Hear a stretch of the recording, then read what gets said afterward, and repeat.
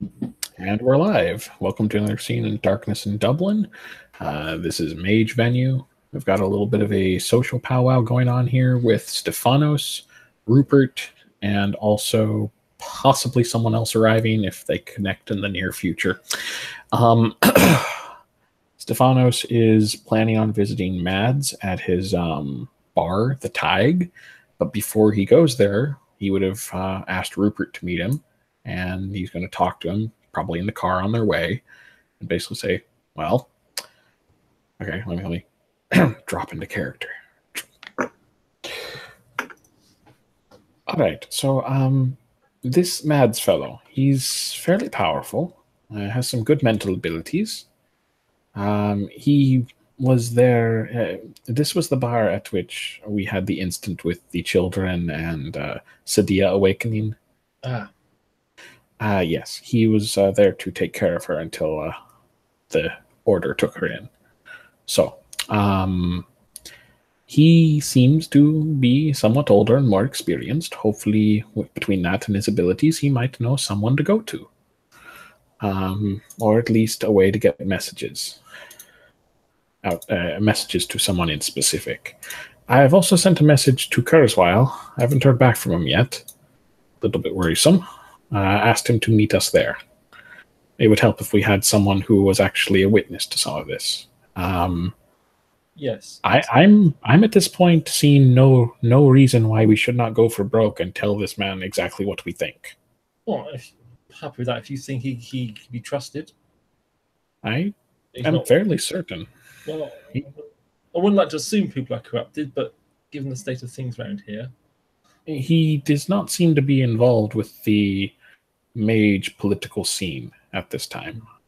From what little I could tell, he mostly just sticks to his bar. Maybe this is what mage retirement looks like. Yeah, perhaps. In any case, so any questions? No, I think that's okay. I mean, I'm assuming he's will initially would have heard about Yuki. It's hardly a secret by now. He may have done, but I don't know. Not everyone in the city seems to have heard about everything. Well, all that's well known, I imagine, is that the Canticlers were searching for her. Okay, they did not actually say why. I suppose we'll find out when we get there. But, when imagine someone who runs a bar is well informed of rumor. Yes. Hey Rick, just to let you know, you would have gotten a message from Stefano saying meet him at. He basically pings a location for you. It's a bar known as the Thaig. He would ask you to meet him there. Okay, so I guess he'll walk in and go looking for you guys. Well, you might arrive before us potentially. We're just pulling up now, I think. Okay. Do you want to give a description of the bar, Adam? All right. You are in a, it's probably around nighttime within the bar, right? Nighttime at this point. There's a gibbous moon out peering through the darkened clouds above. And on the commercial district street, you see a bar labeled the Thaig with darkened neon lights.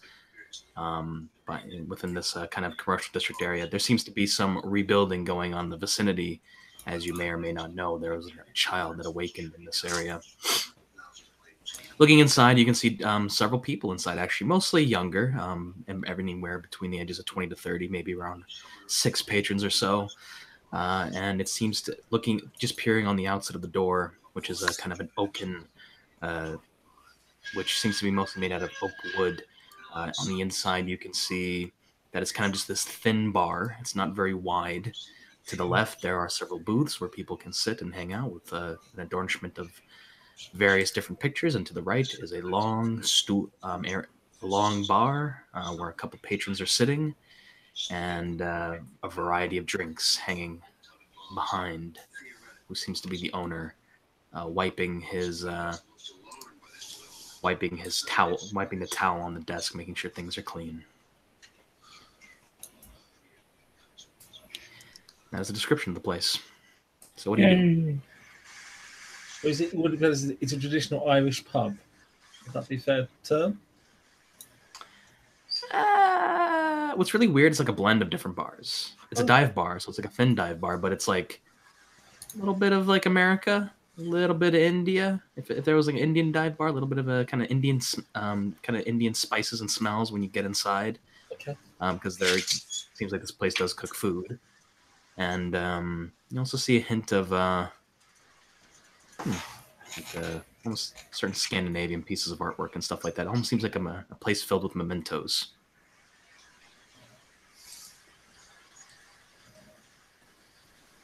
Well, So what do you guys do? Stefanos and Stefanos and Rupert will probably arrive not long after Kurzweil gets there. They're going to step through, and Stefanos is going to look around. I don't recall if we were told in the past, or if Stefanos was, if these are regular sleepers here, because I thought the place was warded against them finding it. When you look inside with your spirit sight, you can tell that most of them are mages. Although any other beings that might be there, or they seem to at the very least have a golden speck in their aura and awareness. Gotcha. So if they're not mages, they're people who have been around it long enough not to qualify as sleepers, I guess. Yeah. Or something. Or they're sorcerers or something. Okay. Mm-hmm. Gotcha. Okay. He's going to walk in. He's going to nod to Mads at first, kind of cautiously, and then he's going to head over to wherever Kurzweil is. Which I'm not sure where that is. Oh, he's sitting at a table. Okay. He's kind of poking at his phone, waiting for you guys. Well, Stefanos is going to sit down for a moment and, make sure that Rupert is able to join. There's probably one. So, walking with him, he's just wearing a casual jacket, dressed down for him. Because I always picture your character in that outfit. I'm just saying. Anyways, actually, he's working clothes all the time. I assume your character isn't wearing his blacksmith's apron all the time. No, you're right. Anyways, he's going to look at Kurzweil and say, "So, I know I didn't say why to meet us here. I apologize for that. But simply put, between everything you have told us and our own conclusions, I think it is probably a good idea to try and get information out to other people, specifically to, as we said, to your people. I believe Benny may be able to help you with that, and possibly Asuka. Yeah, I haven't seen him online in a while. I keep my eyes open. Well, either one of them should be able to help you. Benny or who? Asuka. Oh, okay. Either one of them should be able to help you with that, preferably both. Benny has been an adept longer than you and may know some people, and I believe Asuka mentioned she does know at least one person who might be able to help, who is also apparently an adept from what she said. So between the three of you, you might be able to get some information out. The goal is to get this to the attention of someone higher up. Get some attention brought in here. And that is also why we are here tonight. This is one of the only magi I know who is not directly connected with the local political scene. He might be listening to us right now, actually. He kind of looks over, just like kind of looking to see if Mads is looking in their direction or acknowledges that. He seems to be mostly focused on the two younger patrons, one of whom has a kind of business kind of attire. Another seems to have kind of that, they seem to have various different tribal tattoos and, loose garment of clothing, and they're talking to each other. And in Mad's aura, okay, sure. What you'd be able to see in Mad's aura, you'd see a lot of blue. Like, his aura is extremely blue and calm. He has, he seems to be kind of an enthusiastic fellow with a little bit of yellow. There's a little bit of pain, as if he's in some kind of black pain in his aura, and he definitely has a spark. There's definitely a sparkliness to his aura. Mages.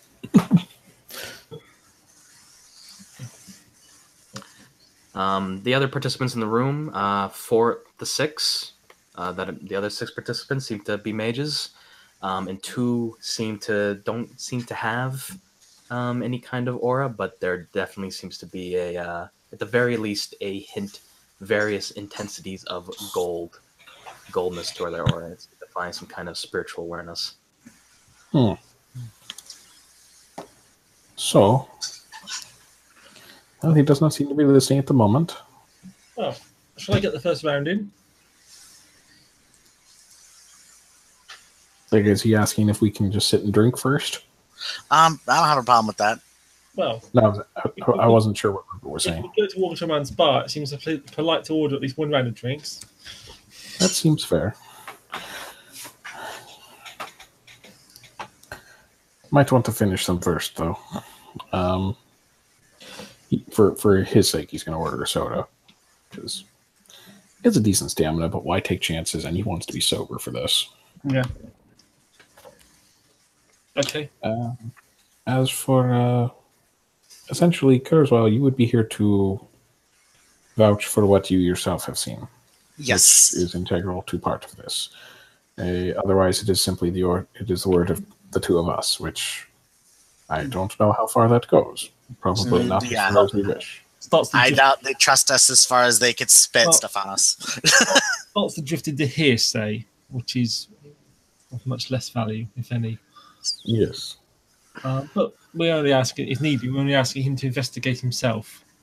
Well, first to send information, if possible, to others. But if he investigates for himself and believes us, then hopefully he can draw attention from elsewhere. So, soda for you, Stephanos. Kurzweil, what are you having? Oh, am I having for what? Sorry, I couldn't. My earphones are being weird. He wants to know what you want to drink. Oh, I guess I'll have. I don't know. I don't want to. I don't want to get plastered. So I guess I'll just have a soda. Thank you. Okay. And what's Rupert having? Is he surprised? Well, he doesn't. He goes over to the bar, orders 2 sodas and a very light beer. Coming right We're up. all such lightweights. Going light this evening, he says. Yeah, my friends are driving, so they insist on soda. Ah, very well. He'll kind of. I'm assuming that's them there. Yes. He'll just kind of take the drinks that he has in his hand and just kind of toss one to you, and you kind of instinctively catch it. And the other two, he kind of just tosses them and throw the drinks to you guys, and you guys and they just kind of slide onto the. They slide right before you perfectly without spilling anything onto the tables. Stefano seems less surprised than last time.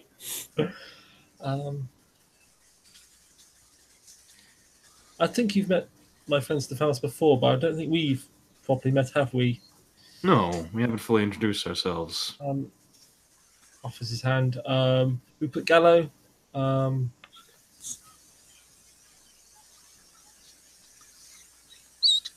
He glances around slightly as if unsure exactly how open we can be here. Sorry, say that one more time. He's not sure if he can finish with his title or anything. But I do a slight side glance as if I'm blatantly I'm communicating. I'm not sure how open I can be here.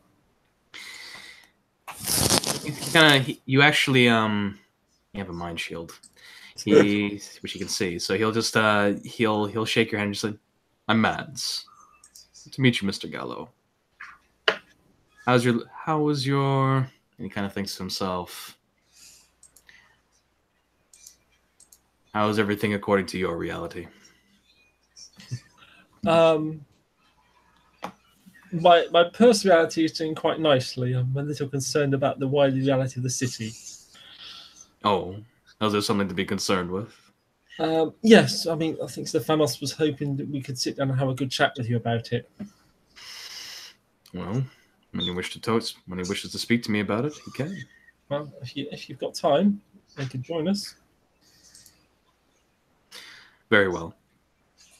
He'll kind of just, come over, pick up a cane that was kind of left along the side, and he'll kind of... the cane, when you come around to the other side, has a lot of intricate wood carvings and designs on it. It has several different Vedic scripts on it, and there seem to be a series of... how to best describe this? A series of bone-like carvings rotating all the way up around the cane, with the handle kind of looking like a femur. So he kind of walks over and says to all of you, "I've been told you wish to speak with me." And he'll kind of very, in a relaxed way, have a seat. Mads, good to see you. Sorry, I didn't. I thought he was just going to get a drink, or I would have gone with. Well, you have your drinks. He smiles. This is true. He sips at the soda. I've been told you have concerns with the city. I was setting up shop here, and I was about to ask the locals around here about it. Things seem to be... I know one thing, and that's everyone seems to be a little tense and wary of outsiders. Well, there's many things going on with the city currently. Some, I believe, well-known, and some perhaps not so well-known. He kind of looks around and has the exact same expression as Rupert did. Just like... Like, is he going to have to... Is the Manipulation 1 Subterfuge 0 character going to have to try and speak in doublespeak? Because this will be hilarious. He's just sitting there waiting to hear what you have to say. Is it safe to talk? Naming things?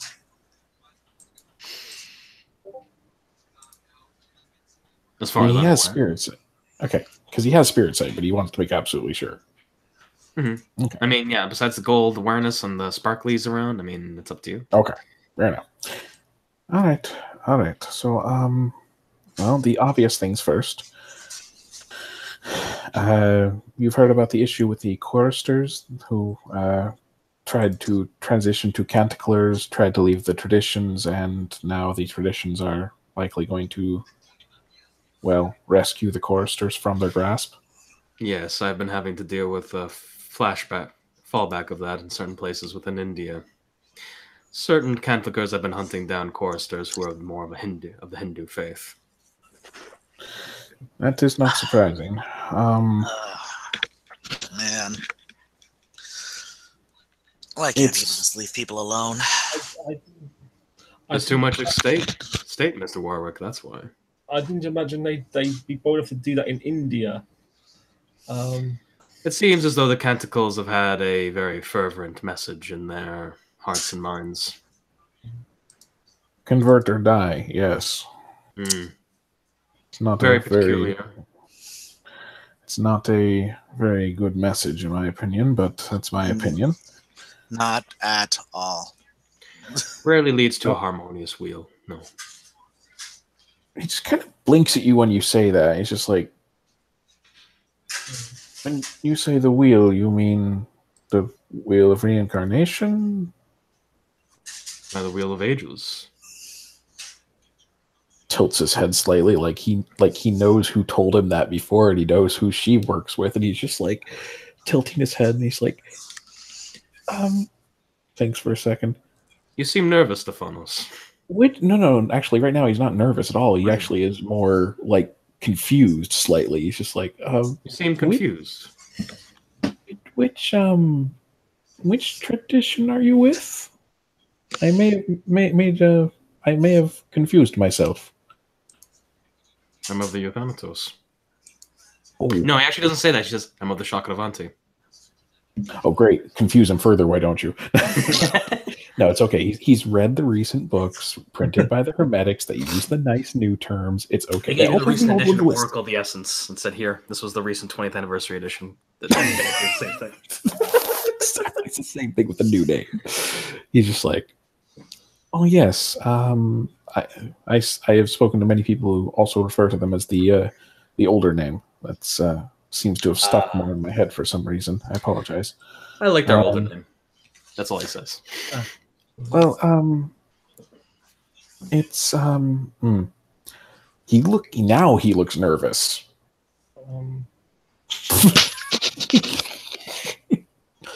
You seem nervous, Miss Stefanos. A little. This is the news that I was going to tell you just went from troubling to potentially awkward. Yeah. Well, we were just talking about the Cantlers. Perhaps we could talk about the person they're looking for. Yes, yes, this Yuki. They even came here and started a search. They didn't find anything, of course. No. I know nothing of such a girl. No. Why are they looking for this Yuki? Would you like to do that? No, this was my idea. Okay, so suffice to say there's a very long story behind this, and if I told you it would take us probably the next hour, but there is a story behind it, and other witnesses, quite a few. Essentially, apparently some months ago there was an incident with time running amok, and also an incident with Nafandi invading the city.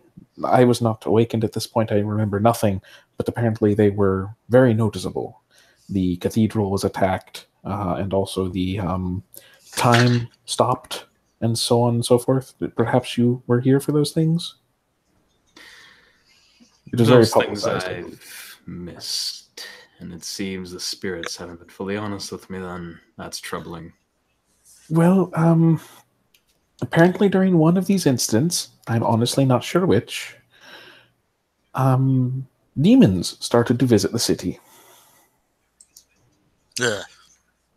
And He seems very still when you say that. one of these demons apparently has the name, and he's just going to lean in and actually he's not going to name him. He's just like, you have heard of the proverbial deals that are made with demons? You know, the one that is most classically named in an opera? That one. Though in the opera it was a man, not a demon, which makes the name very odd. But that is what it calls itself. In any case, this entity came into Agrabah Nights. You're familiar with the establishment? It burst its way past their bouncer, which is an impressive feat. Broke his back while he was at it, I believe. He's okay now.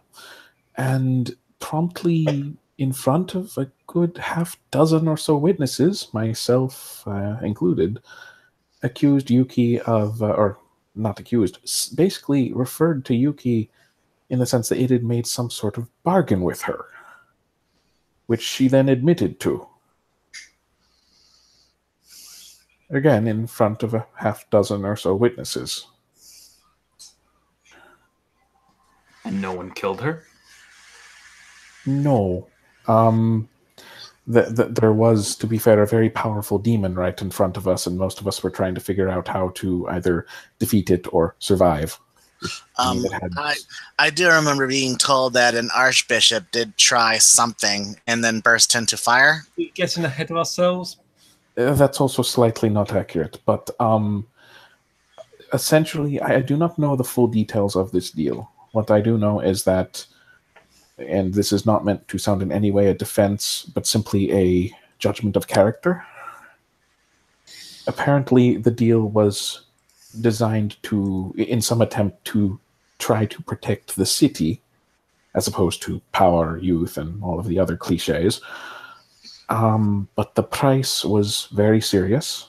It was the naming of her firstborn child, which at the time she was not pregnant, and apparently she did not understand the information about true names. So in essence, the girl just doomed the child to be a Witterschlachter. I don't know what that term means, but That is no, an it's like inverted that is an inverted avatar. That's some unfortunate souls awaken with. that sounds like one of the possibilities that was mentioned, but no, if I understand what happened that night, the actual truth is far worse. Again, there's a very long story behind it, and I would be glad to explain it at length. But the important part right now that we have come to you for aid is that many people witnessed this. I knew this Yuki. She was present the night of my awakening. She worships the same gods that I do. And I did not know any of this. But no one has done anything to deal with this, as far as I know. The Canticle pursued her. They must have found out about this from someone.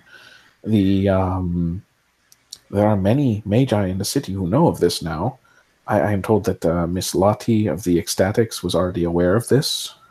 I had not noticed this, but she was present when Faust appeared in Agrabah Nights. And according to what I was told, she was already aware of this deal. She was not surprised. And she is now...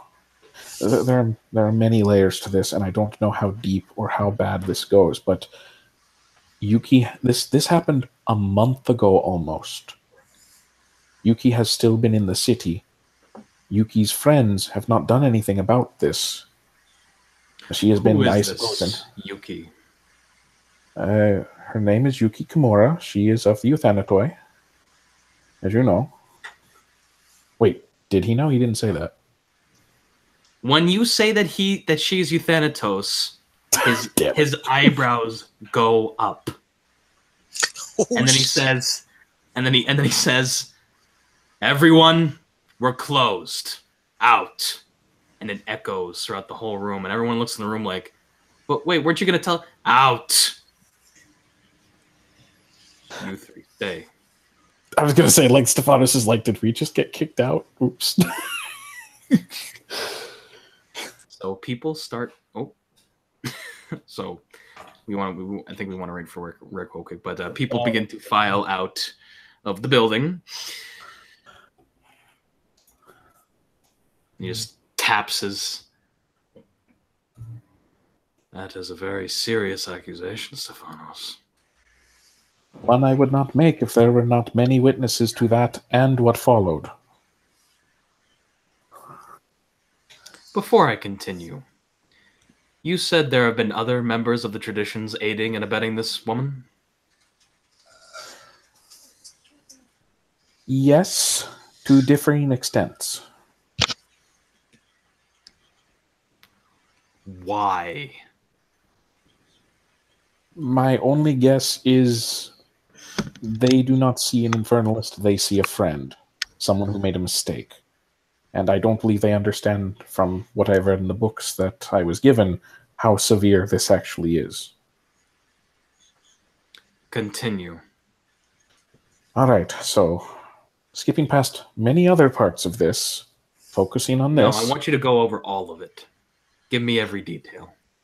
Okay, we're here for a while. That's okay. I didn't have any appointments anyway. And perhaps this will refresh you. His eyebrows are raised, and Stephanos, regardless of if this man's blind or not, this man is beginning to stare right into your soul. That's okay. That's okay, really. He's going to say, all right, so from the top. All right, so you probably did not know this, but there was a mission to go after the Leviathan. It was a technocratic vessel which was downed some months ago in the Umbra, and its wreck was just sitting there in the Umbra, not too far from here, as I understand it. And several members of the traditions, and I believe some craft members and some other people, together went to retrieve this wreck and either destroy it, dismantle it, or salvage it. And they managed to salvage it. And there are many, many things going wrong with this. This ship, just to give you the highlights, this ship is powered by human souls. Ugh. As in, it consumes them.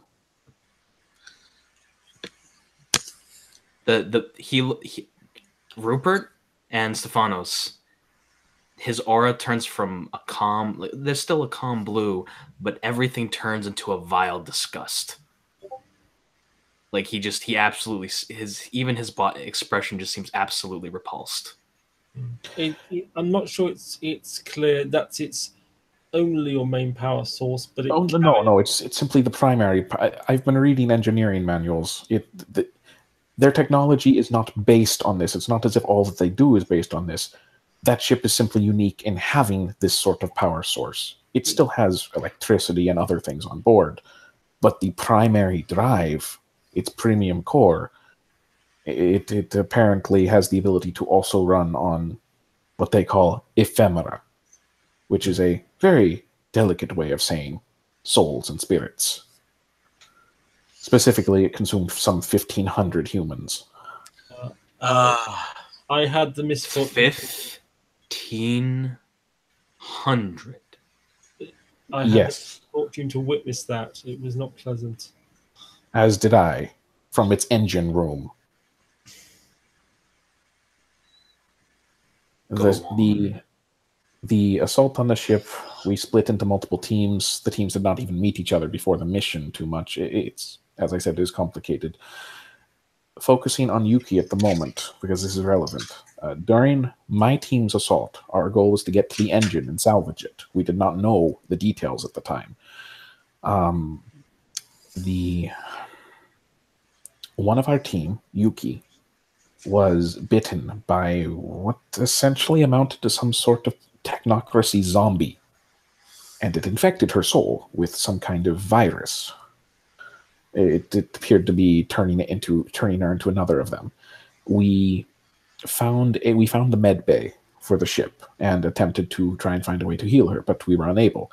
We found a progenitor, one of the technocracy's bioscientists, I believe, in stasis. She had been there since the crash. When we released her to ask her what she could do to try and fix this virus, if at gunpoint if necessary, she informed us that the virus had mutated. She could not cure it without extensive time. However, she was willing to do so because apparently the Union had marked her for death. In other words, she may have actually defected given time. At the very least, she was willing to help cure Yuki. But in the meantime, we placed her in stasis. It was the only way. We were burning through energy just trying to keep the infection at bay. That was the last we saw of her. Then we went to the engine.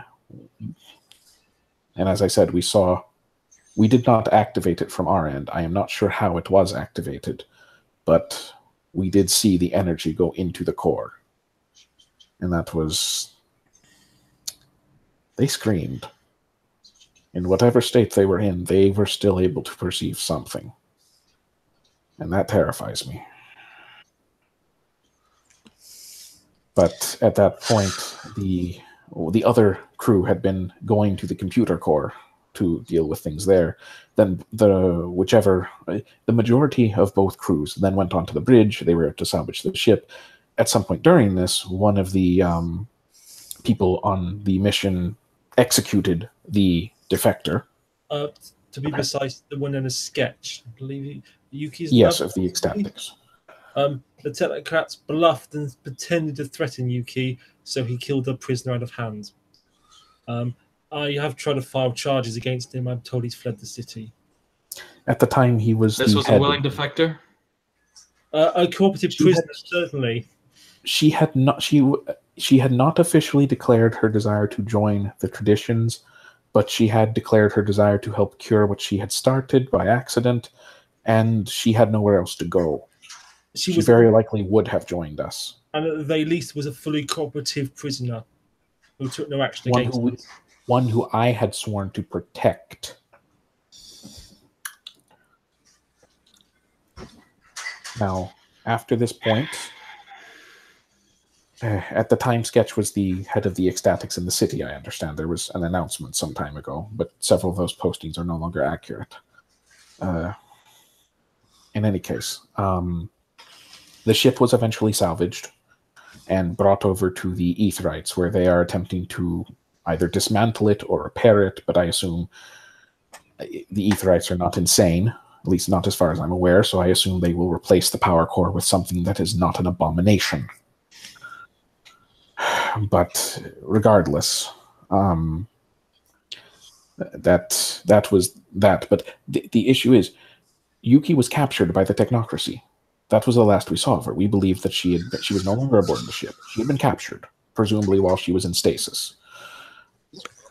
Some hours after our return,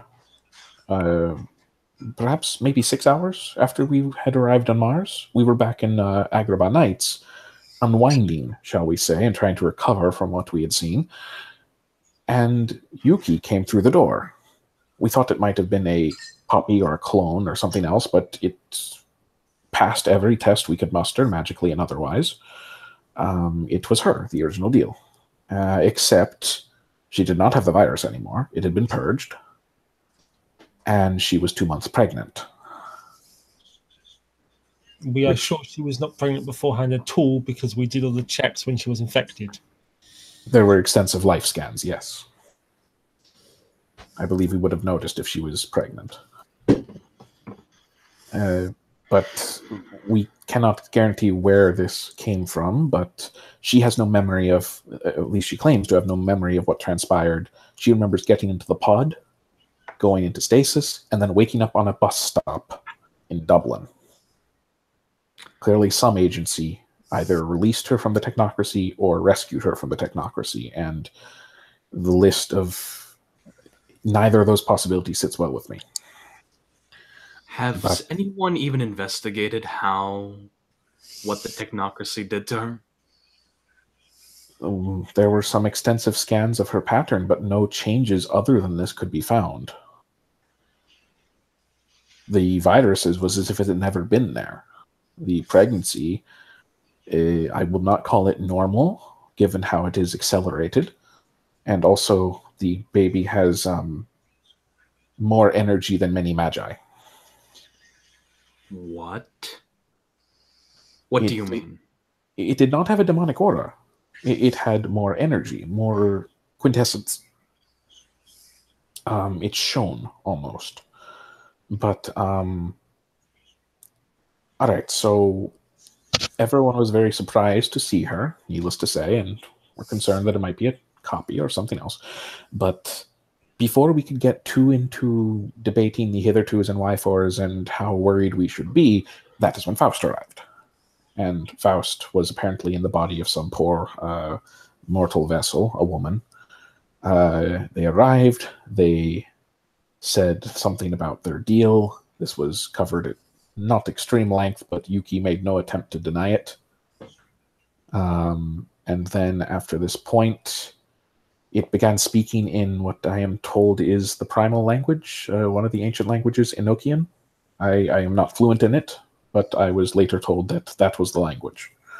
When it finished, it began to leave and told, well, it asked Yuki if she wished to know when the child would be born. She said yes, and was told it would be born on September 10th. That is a significant day for many reasons. That is a astral convergence, apparently. The various upper and lower realms align on that day. Many things are possible. The gateways become available, or something. I do not understand. This is well beyond my expertise. I am still new to all of this, but it is somewhat ominous that the child would be born then. Obviously, its pregnancy was... its gestation has been advanced so that it would be born on that day. Specifically. Beyond that, we have learned since then from files recovered from the Leviathan. As I said, they went to the computer core. The technocracy also has a plan hinging on this date. They call it Project Morpheus. It was apparently started in the 50s. It has more than a tenth of the technocracy's total resources. Which I am told that is extreme. They, yes, that is of their, not apparently, and the distinction I am not so clear on, but apparently this is not just their Earth-based resources either. This is all of their resources. That makes it even scarier because I'm told they have some people out there. But in any case, they, to try and speed this along, I apologize. Essentially, the Project Morpheus is apparently designed to take advantage of this convergence by whatever means they understand it. And they will attempt to turn the consensus away from faith and magic and all of the things that we use and turn it towards science and what they use. Whether this would abolish magic entirely and turn us into normal people, so to speak, or whether it would simply make our work all the harder, I do not know. I don't know if anyone knows. They believe it will win the Ascension War. His jaw has dropped. That is all we know about that, and I believe that has many people. It's gone on for far too long.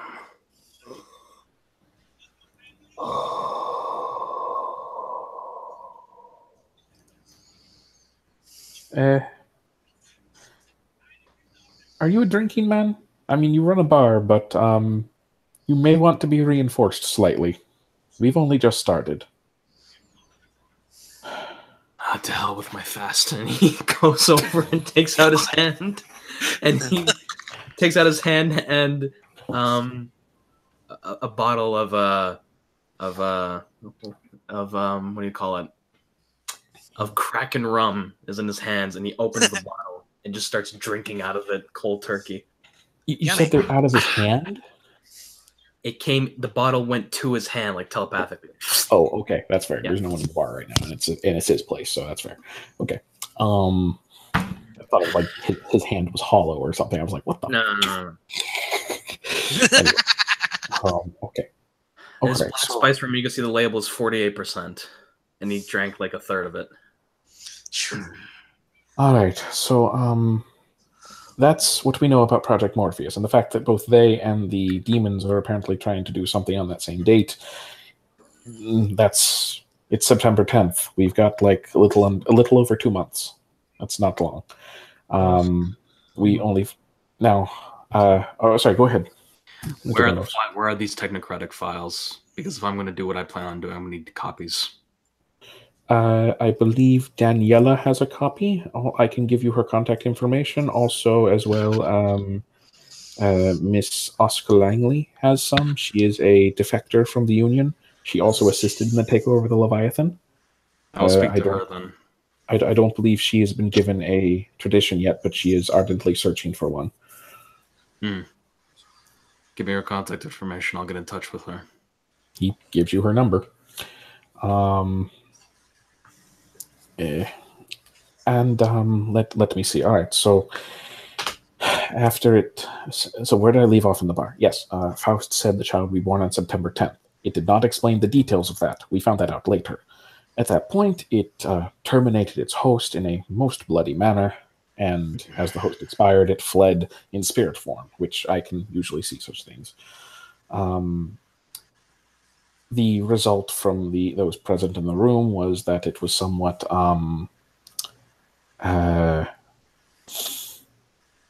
shock, I would say, was a good reaction at that point. People were not sure what to think of anything at that point, but no one made an effort to go after Yuki at this point. They were more concerned, I believe, as to what was the meaning of all of this. What exactly was this date? Why was she pregnant? What was going on? They called one of the mages present, Lottie, who, as I said, was already apparently aware of this deal with the demon, contacted a goddess of my own pantheon, who she apparently shares a close connection to. Very fortunate of her.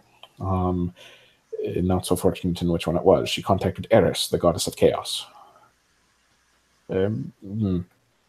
Probably fun at parties, but not someone you usually want to deal with. In any case, she appeared very quickly. So they asked her about all of this, and she explained the importance of the convergence. But it was an incomplete explanation. And the more we said about what was going on with Faust and everything else, someone brought up the concept, and I do not know where this came from, if this was someone had information about this or an idea or whatever. Someone brought up the topic of Faust opening the gates of hell, which Eris pretty much dismissed immediately, saying that would be virtually impossible. There's no way Faust would have the power, the knowledge, or anything else to perform that. No, yes, he wouldn't. However, the more they discussed this topic, the more worried Eris became, as if she was suddenly unsure. And she deferred this to a more directly knowledgeable source on the topic. She disappeared for several minutes. We discussed things further. She came back and said that she was carrying a sword, a very ornate and very powerful sword.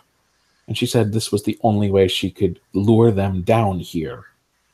Tossed the sword at Yuki, I believe, and then vanished. A moment later, a woman all in white, with white wings, appeared. We all were apparently shuffled off into other space of some kind, just a white expanse. This entity's aura was far more powerful than Faust's, but not demonic in the least. The exact opposite. It was blinding, and it identified itself as Gabriel. And yes, apparently that Gabriel. A woman, interestingly enough, so apparently this Lottie individual was aiding this Yuki girl? They worked together, and she apparently knew. Again, I did not know this at the time, but I was informed of this later. Apparently, she knew about the deal in advance, before that night. Do you trust what you saw? That has been raised by other people as well. Rupert over here. There were. If I can, I had previously heard somewhat about this deal from Rory, a hermetic magus, perhaps Meronita, who's up on some other unrelated charges, but he apparently was present when Yuki did the deal and tried to talk her out of it. But he had a strong moral code against snitching, as he put it, sadly. I can assure you Rory is being dealt with and he's up on capital charges in any case. So that is another person confirming the deal, at least, though not what we saw. Because if her avatar, if she's been working with that kind of, I don't know what. Eris, I believe, was genuine. Eris, I do believe, was genuine. I had already had my Eris. This may sound weird, but Eris was present at my own awakening as an emissary of the gods. It's complicated. It's very personal. Did she appear the same? Yes, identical, and recognized me to boot, and comments as per our previous interactions. It was the same entity. Okay, if I can... Alright, that could help with the validity. Go on. Yes. Moving on. By the way, just be glad I'm not like doing a prayer right now and trying to bring in someone else to back me up, because then you'd have to do 2 NPCs. No! I'm not making you do that. I refuse. I mean, you could. Maybe at the end of this, when he just goes, no, this is too much bullshit. Honestly? Well, yeah. Well, later. We'll see what happens. We've got a little ways to go first. We're partway through the second report of 3. Okay. So, all right. So, assuming for the moment that was Gabriel, it seemed very benevolent. It greeted everyone and was speaking as to many deeds. It seemed to regard Yuki more with pity than anything else. But it spoke with us at some length about the exact same topic, and again had the initial reaction of, that's impossible. Faust could not open the gates to hell. That could technically be done upon that day, but certain thresholds would have to be met first. It would have to have there are only certain ways it could gather the power and the other prerequisites, because it's not just power, there's also the will of God and other things would have to be there to open this doorway. And among other things, one of the prerequisites was it would need a moment of time stolen from the universe, which apparently took place some months ago when time stopped. So Faust was apparently already in the city and got his moment of time. Second, and this is the part that I take very, very, I take this with a whole bucket of salt. If that is a butchering of the term, but anyways, God himself would have to be distracted or have his attention focused on a single point. But this actually measured up with something Yuki had told me herself before this point, that something previously thought impossible had occurred. A Nefandis had been redeemed. As in, which I'm told that's impossible. I'm thankful I have never met one of these That should be things. impossible. And yet it apparently happened. And apparently, God's attention was entirely focused on that moment. So maybe it was as big a deal as they were saying. Again, this is what was being discussed and verified by other people in this scenario. Some had apparently been present for this. Who can I speak to about this to verify? As to what was said, because I do not know who all was present for those prior events. Those who were present then, I believe Kevin of the Akashics may have been there for part of it. I believe I remember him trying to heal the host of the demon, so he may have been there for the whole thing, but I don't remember for certain. He would definitely remember the interaction with Faust. No, I'm talking about the Nefandis that have been redeemed. Yuki, I believe, and I'm not sure as to anyone else. This was a month ago.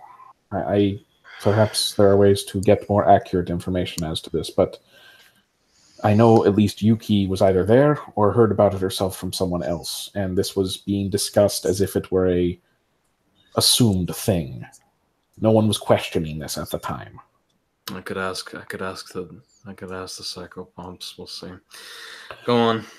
All right. So, as they began discussing this with Gabriel, Gabriel began to get increasingly worried.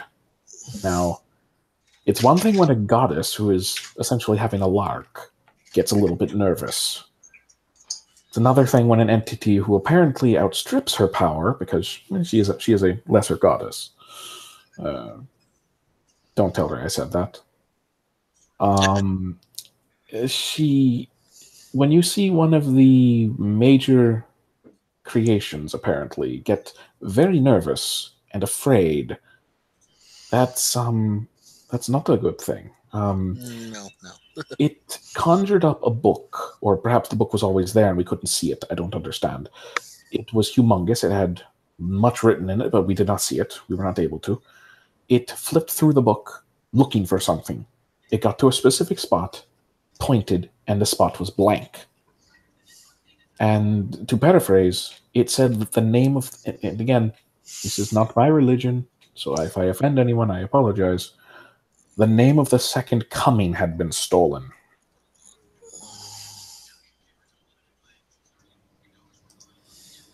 Say that to me one more time.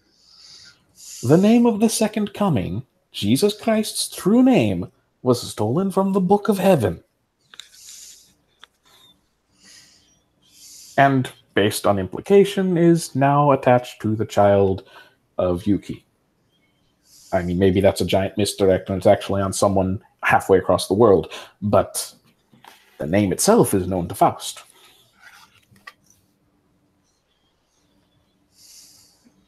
At this point, Gabriel attempted to kill Yuki. Emphasis on attempted. He's really quiet. Oh, sorry. Is this better? No, you're fine. He's quiet, as in Mads is very quiet. He's going to trail off that and just be like, I'm not insane.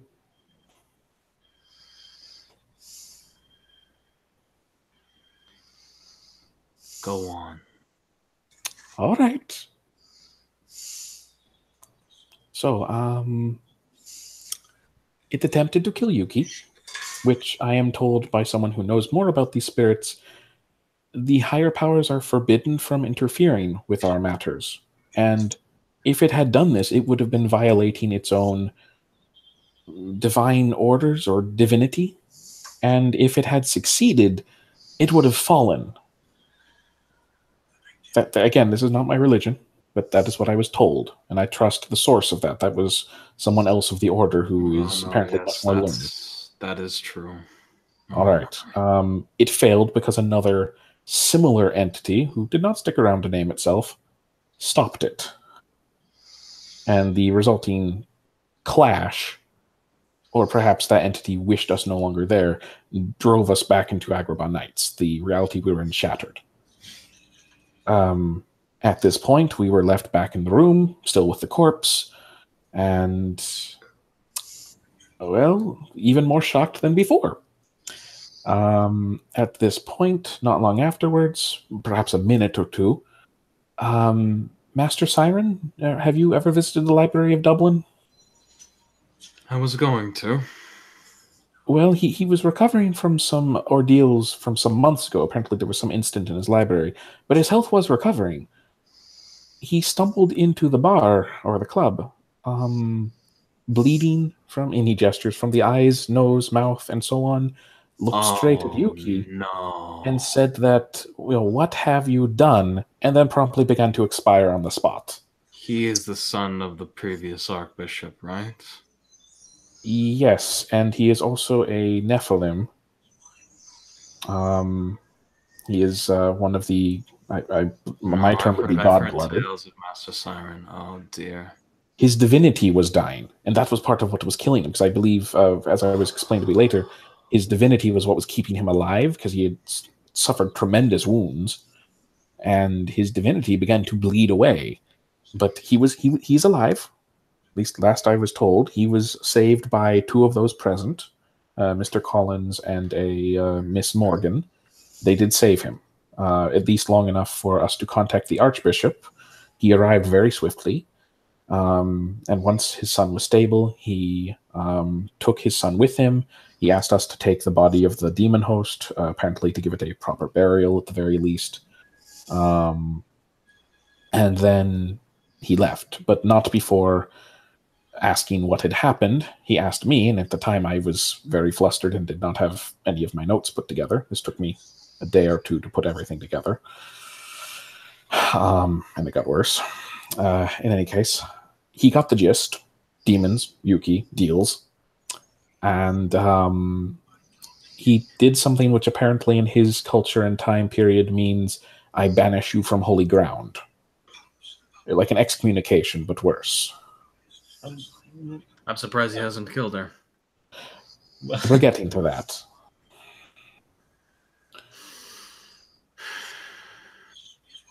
At that point, he left, and that I left shortly afterwards because of other reasons. People were... I got angry at something unrelated. I did not know what to think, and left. The whole night had been very troubling, to say the least. I had a lot of questions. But the following day, something more joyous was happening. And this is relevant. Daniela, who was present for that night as well, and I stayed with her. She was very frightened by what was going on. She has a mental condition, I believe, which makes her somewhat easily confused, which unfortunately means she often forgets things. She does not misremember things. That is very important if you decide to consult her or verify anything from her. Her memory is not itself at fault. If she says she remembers something, it is there. It is simply most of the time she cannot remember it. You may ask her, did this ever happen? And she will go, I don't know. And then if you ask her the next day, she will clearly remember the incident. Does that make sense? Odd assortment sounds like dementia or Alzheimer's. Perhaps. Her mind is flaky. It's the only way I can describe it. I am not a doctor or a psychologist. You said young. That's very odd for a young woman like her to have a condition like that. How roughly old is she, OC? She looks younger than 20. Perhaps not even 20.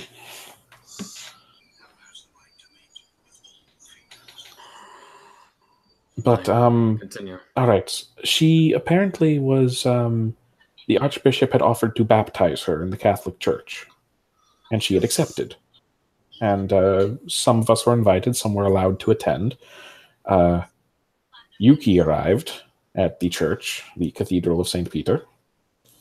And of all of us who arrived, she apparently triggered a ward.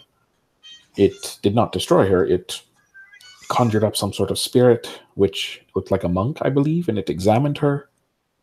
It nodded and allowed her through. It could very easily have destroyed her, but it chose to let her through. I do not know why. Perhaps the Archbishop did not want to disrupt the ceremony with a charred corpse at the door. In any case, the baptism continued without issue. She did not incinerate upon walking in. But after the ceremony was complete, he had some of us come in to discuss what was to become the Canticler issue. At the time, they were still the choristers, and he was still in charge. As I said, this was a month ago.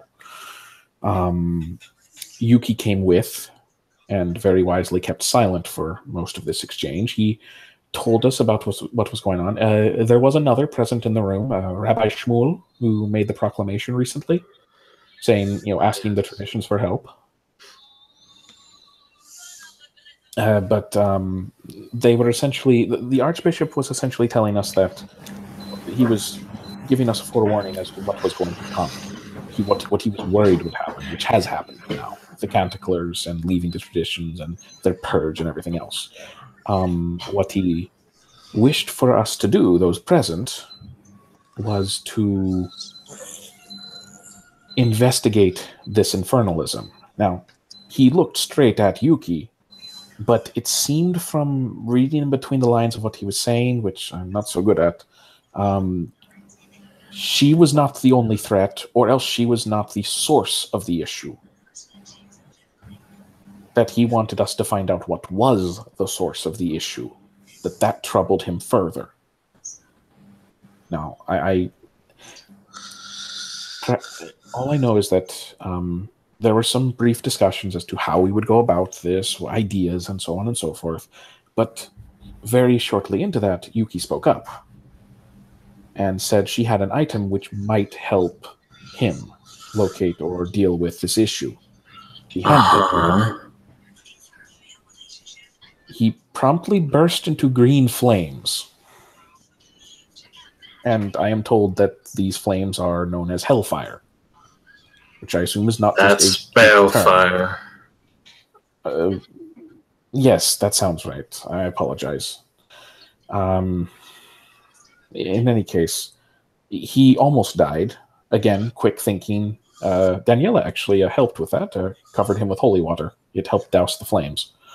But in any case, he was horribly scarred, but he was alive, and he got back up, and of course was extremely incensed, to say the least. But before he could do anything, he and the rabbi froze in place, some sort of very powerful temporal ability. Chronal, time. However, the source of it was apparently the entity that owned the item, which was a card, by the way, a tarot card, the Devil Arcana. Bit cliche. It had a single star upon it. The entity that entered had the same black aura as Faust, except on the scale, if Faust was powerful, insanely powerful, Gabriel was insanely more powerful than him. This entity was clearly a demon, but its power was almost equal to Gabriel. It also called itself Lucy.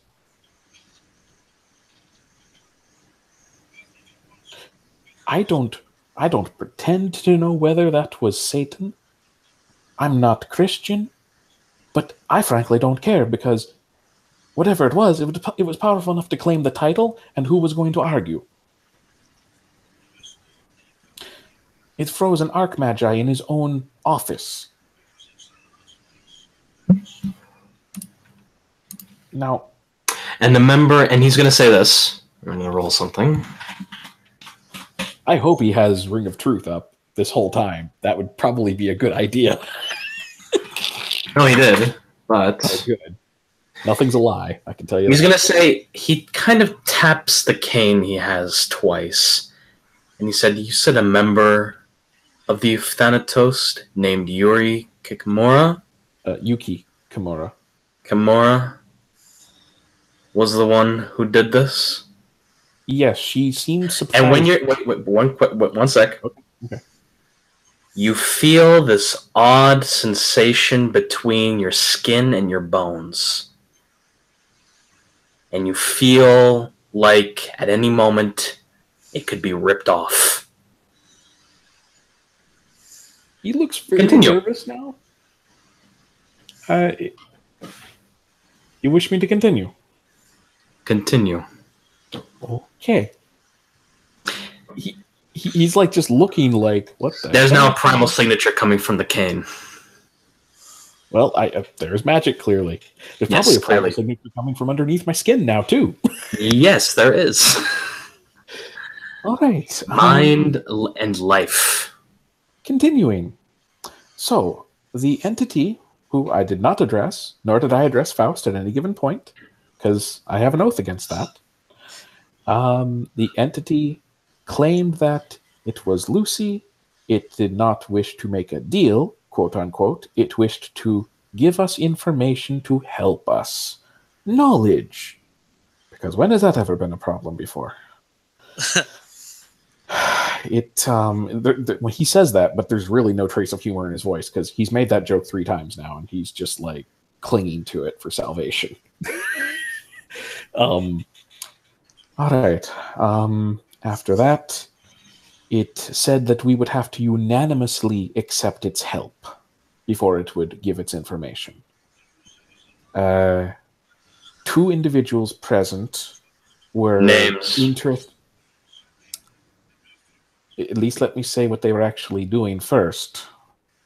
2 individuals present were interested in hearing and were telling us we should consider what it was saying before refusing. Not saying we should accept it, but saying we should think about it. Those individuals were Samira and Sketch. Affiliations. Sketch was the head of the Ecstatics at this time, and Samira...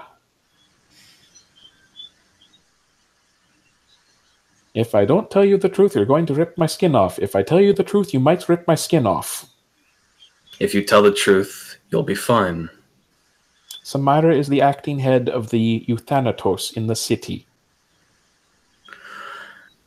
Orosite. Suddenly it turns into fucking dark ass red and it flares like crazy. You feel it. Carswell's kind of rubbing his shoulders.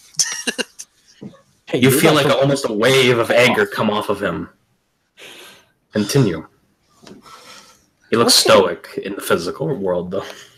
Okay, but in the spiritual world, oh god, he's turning- Even the shadow spirit above the Thaig seems almost like, ooh. I'm not getting involved in that shit. None for me, thank you. I'm gonna go take a visit down to London. Catch you later. Anyways, in all seriousness, he's gonna continue. He says, they wished us to consider its words at least before refusing. The instantaneous response from myself, Jinx, who is the, at that point, as of that day, in fact, the acting head of the virtual adepts, as well as Glasspaw, another virtual adept recently arrived to the city, was an emphatic no. To clarify, we were addressing those speaking to us, not the entity. Very important distinction. My oath is at stake. After this was done, Yuki said she accepted. Which meant If it could get darker, it does. I don't think there is a darker, is there? Like, we turned the contrast down, maybe, but the dark is already there.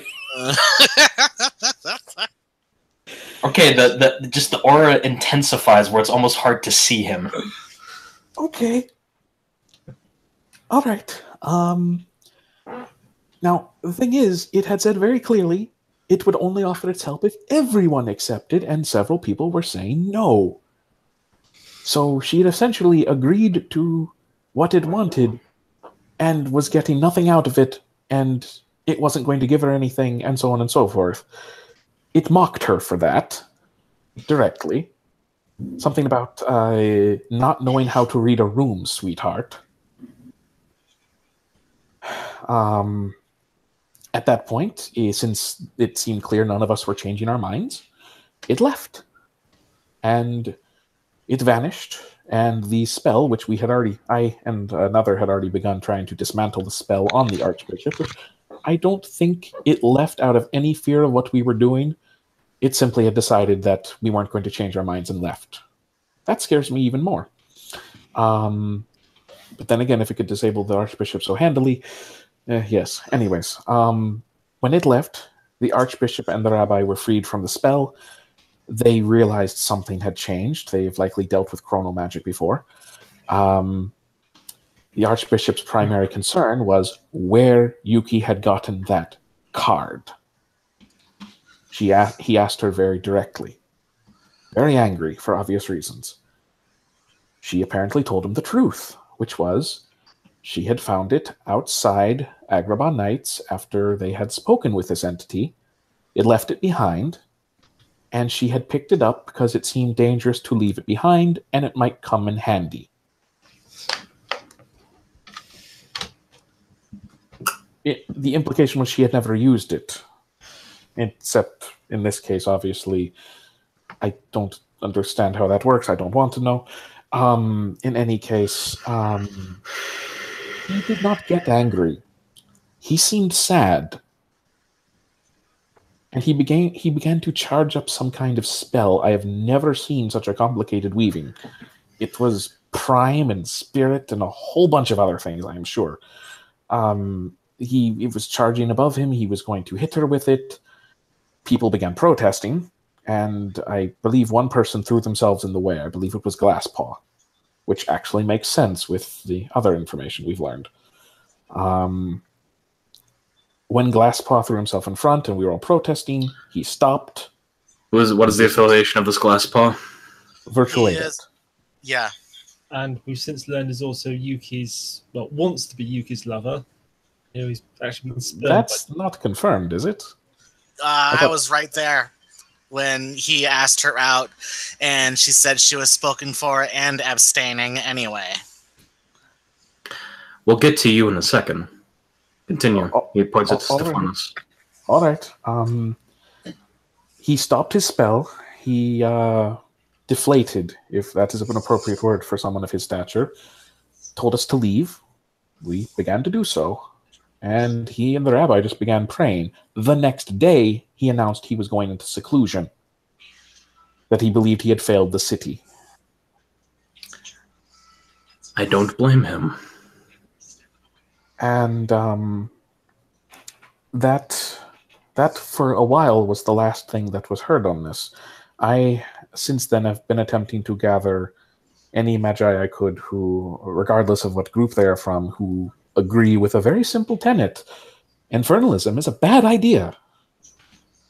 So far, I've managed to find about 6 or 7.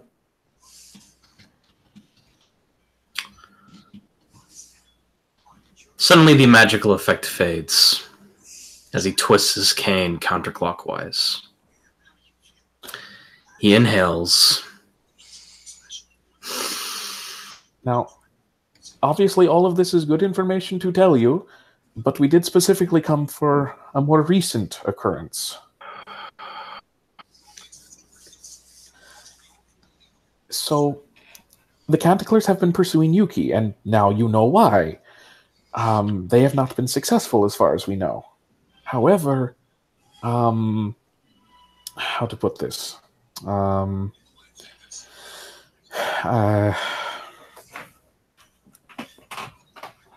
he thinks for a second. How to phrase this? We found out from Kurzweil here, who is part of our cabal.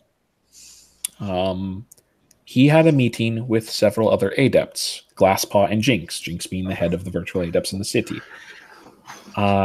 Yuki was at this meeting and apparently had something of a deal for them. Perhaps at this point, Kurzweil, you should speak, or do you wish me to relay it? I guess I can say it. I guess she is fully willing to submit herself to the judgment of the council, but first she wants her brother freed from the Lamenters before she will do that. And because of Glasspaw's feelings and such, Jinx kind of agreed to it. And I went along with it, well, pretended to go along with it at the time, because, who am I? Is Kurzweil lying when he says that? No. Okay. I pretended to go along with it because, who am I? And here are these 3 other mages. If I were to be like, absolutely not, she needs to go now, I mean, they could have turned on me.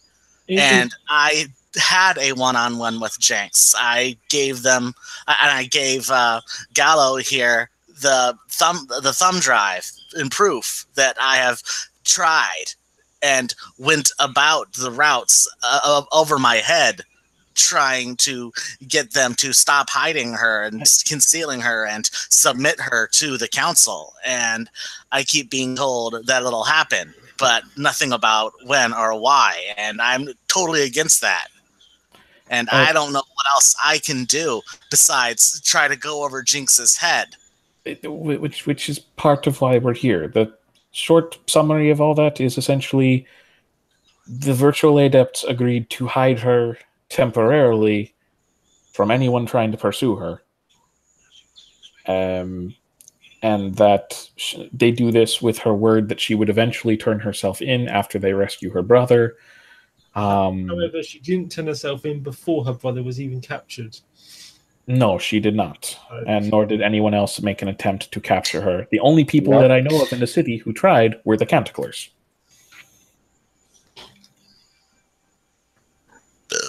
Excuse me. Sorry. Were any of you witness to the appearance of this Lucy? Myself and the full list of people. Myself, Daniela, the individual known as Sketch, who has since fled the city, Jinx, Glasspaw, who else? Trying to think. There's Morgan, out of character. Was Morgan there also? Yeah, Morgan was there. Okay. Miss Morgan, of the... Well, I don't know which group she belongs to, actually. And then Samira, as I said. I don't recall if anyone else was present. I think you said the rabbi was present. Well, yes, but he was frozen, so he did not witness that, nor did the Archbishop. I see. Right.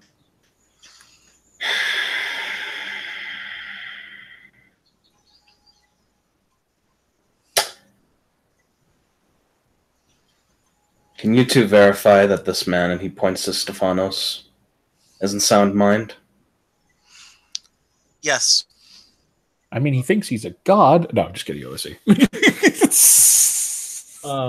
I do technically have a derangement. Just saying. I have no reason to doubt his sanity, and he has been taken as an apprentice by D'Onofri, who I am happy therefore to accept her judgment. The Order has we've already gone to touch base with our people, shall we say. They are currently, I believe, more focused on the entire tradition of the choristers leaving, becoming canticlers, and an upcoming war. Excuse me? You're telling me so they don't believe you? I believe that is likely the case, yes.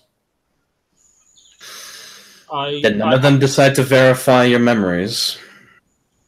I believe they have apparently said there are very few people who can verify memories to that extent, though I believe in this case it should not take as much as they were speaking of for that instance. No, sorry, it's unrelated. No, no one has attempted to verify my memories of it that I know of. But, So either you're batshit insane, or you're telling the truth. there is more. Wait, which part's more? Mine, the part I had was just a summary of who's in charge and how many of them are friends of Yuki. That's what I was thinking. Perhaps I could speak and you could correct me if I go astray. Yes, thank you. He's going to drink. So you've heard about the virtual depths. Both Samara, their current head, and Glassport, their other established member, are harboring Yuki for their own reasons. That was Jinx, the head of the virtual adepts. Big pardon, thank you, Jinx. Samara, as you've heard about, acting head of the Thanatos in the city, appears to not be reacting to this, as already discussed. That's two tradition heads. Then there is, Eliza Hoff and Eliza Hoff, Aetherite, who led the mission to seize Leviathan. Also, is this right? Also aware of it, and we have a separate reason to suspect infernalism. With whom? And Lottie. Wait, whom do you suspect to be of infernalism? Okay, I need to explain the backstory behind this. Do you understand the term Dine or Dinny? No.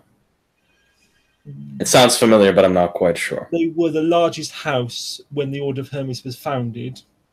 They were dominant in these islands. They were destroyed around the start of the 11th century on massive crimes of infernalism.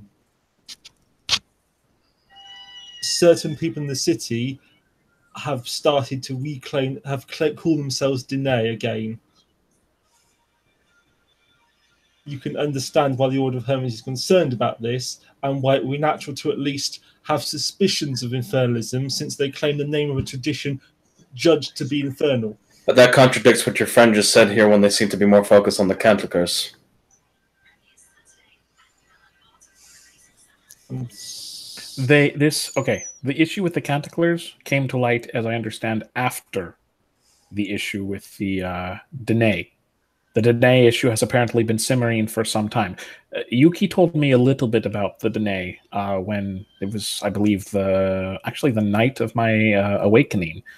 She wanted to warn me of the order, and from what she said, and he looks cautiously over at Rupert, bearing in mind that so far I have not seen anything to indicate that Yuki is lying to people so much as criminally insane and naive.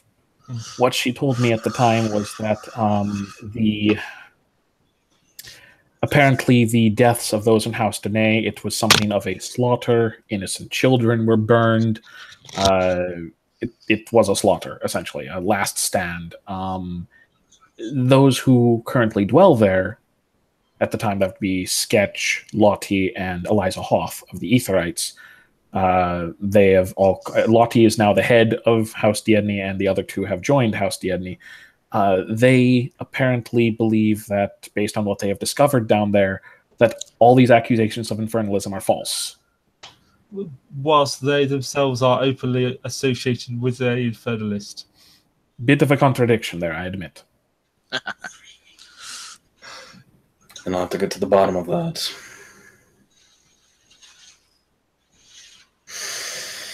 I would be cautious about going there. The way Yuki described it, it is a very old place, very powerful, very large. I would not... And apparently there are spirits there. She did mention that. Like, Stephanos, did you say we have the location of it? No, I never visited. I am not sure where it is. So you can see why an infernal tradition suddenly re-emerging when there's an active demon and infernalist in the city, and them openly associated and harbouring said infernalist. Does it look like a coincidence? And you said this Eliza Hoth has the Leviathan Yes. with this ephemera drive? I'm not sure Well, she delivered it to the Aetherites on Mars. They consider her to be the acting captain of it, and they are currently in the process of repairing it. This, again, I do not know if they are dismantling the ephemera drive, studying it, trying to determine how to get rid of it. I can't imagine that after what they did, that those souls could ever be salvaged. I'm pretty sure they were consumed, but and what's really scary is that was apparently only enough power to put it at about 40%. But ignoring that, that's yes. I apologize. I derailed there. She is in charge of the Leviathan. She is simply not there actively commanding it. They are repairing it.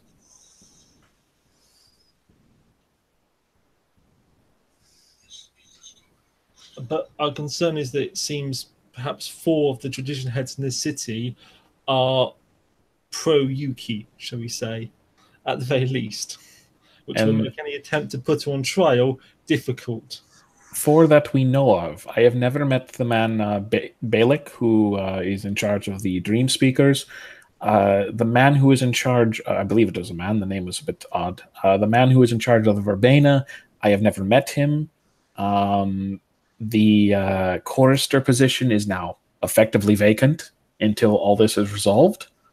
And hopefully then there will be a chorister position. But you essentially have 2 unknowns, a vacant position, 2 that I trust. I've been told that Saisho is something of a conservative. He heads the Akashics.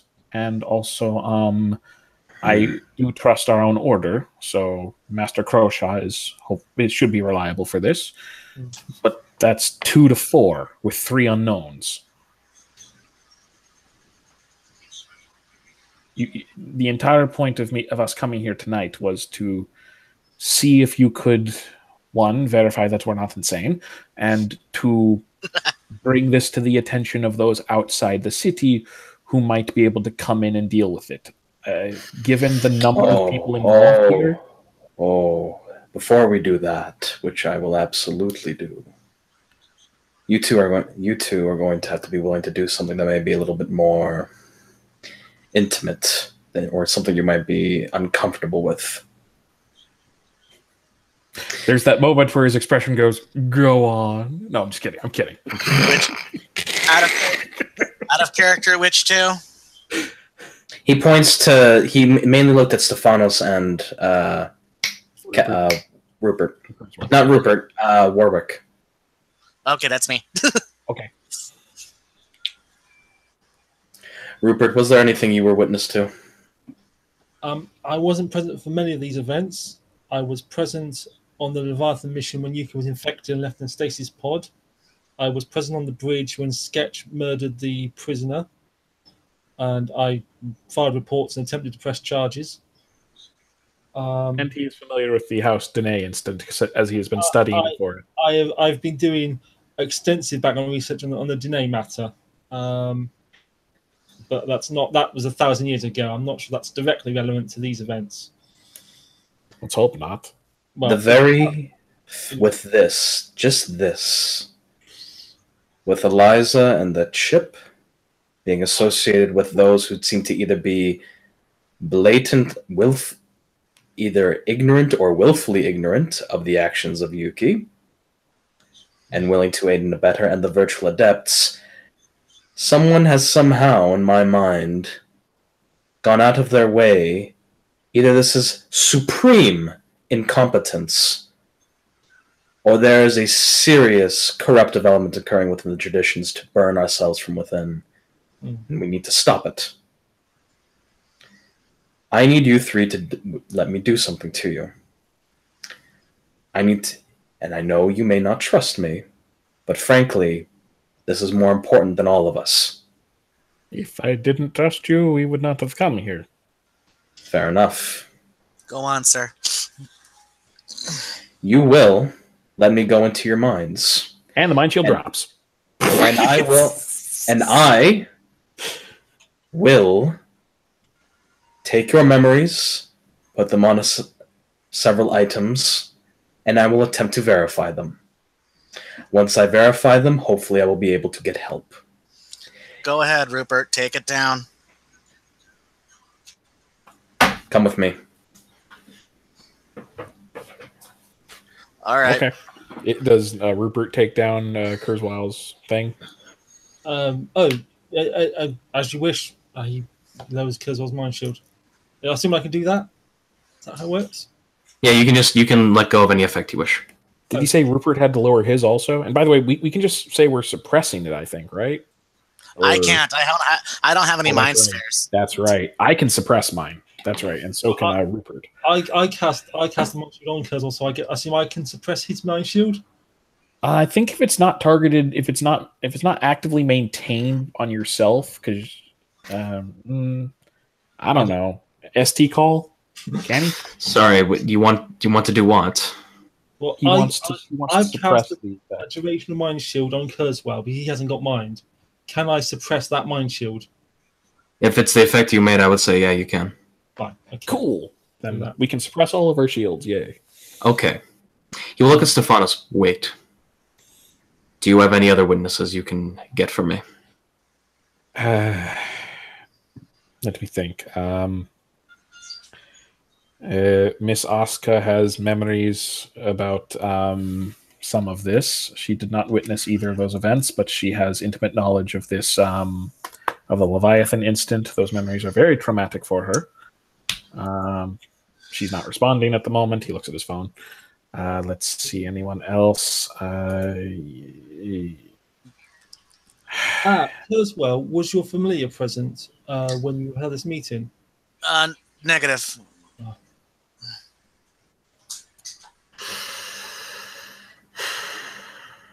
And my familiars stay at the forge, so they were not present for any of this. I mean, there were many people on the Leviathan mission.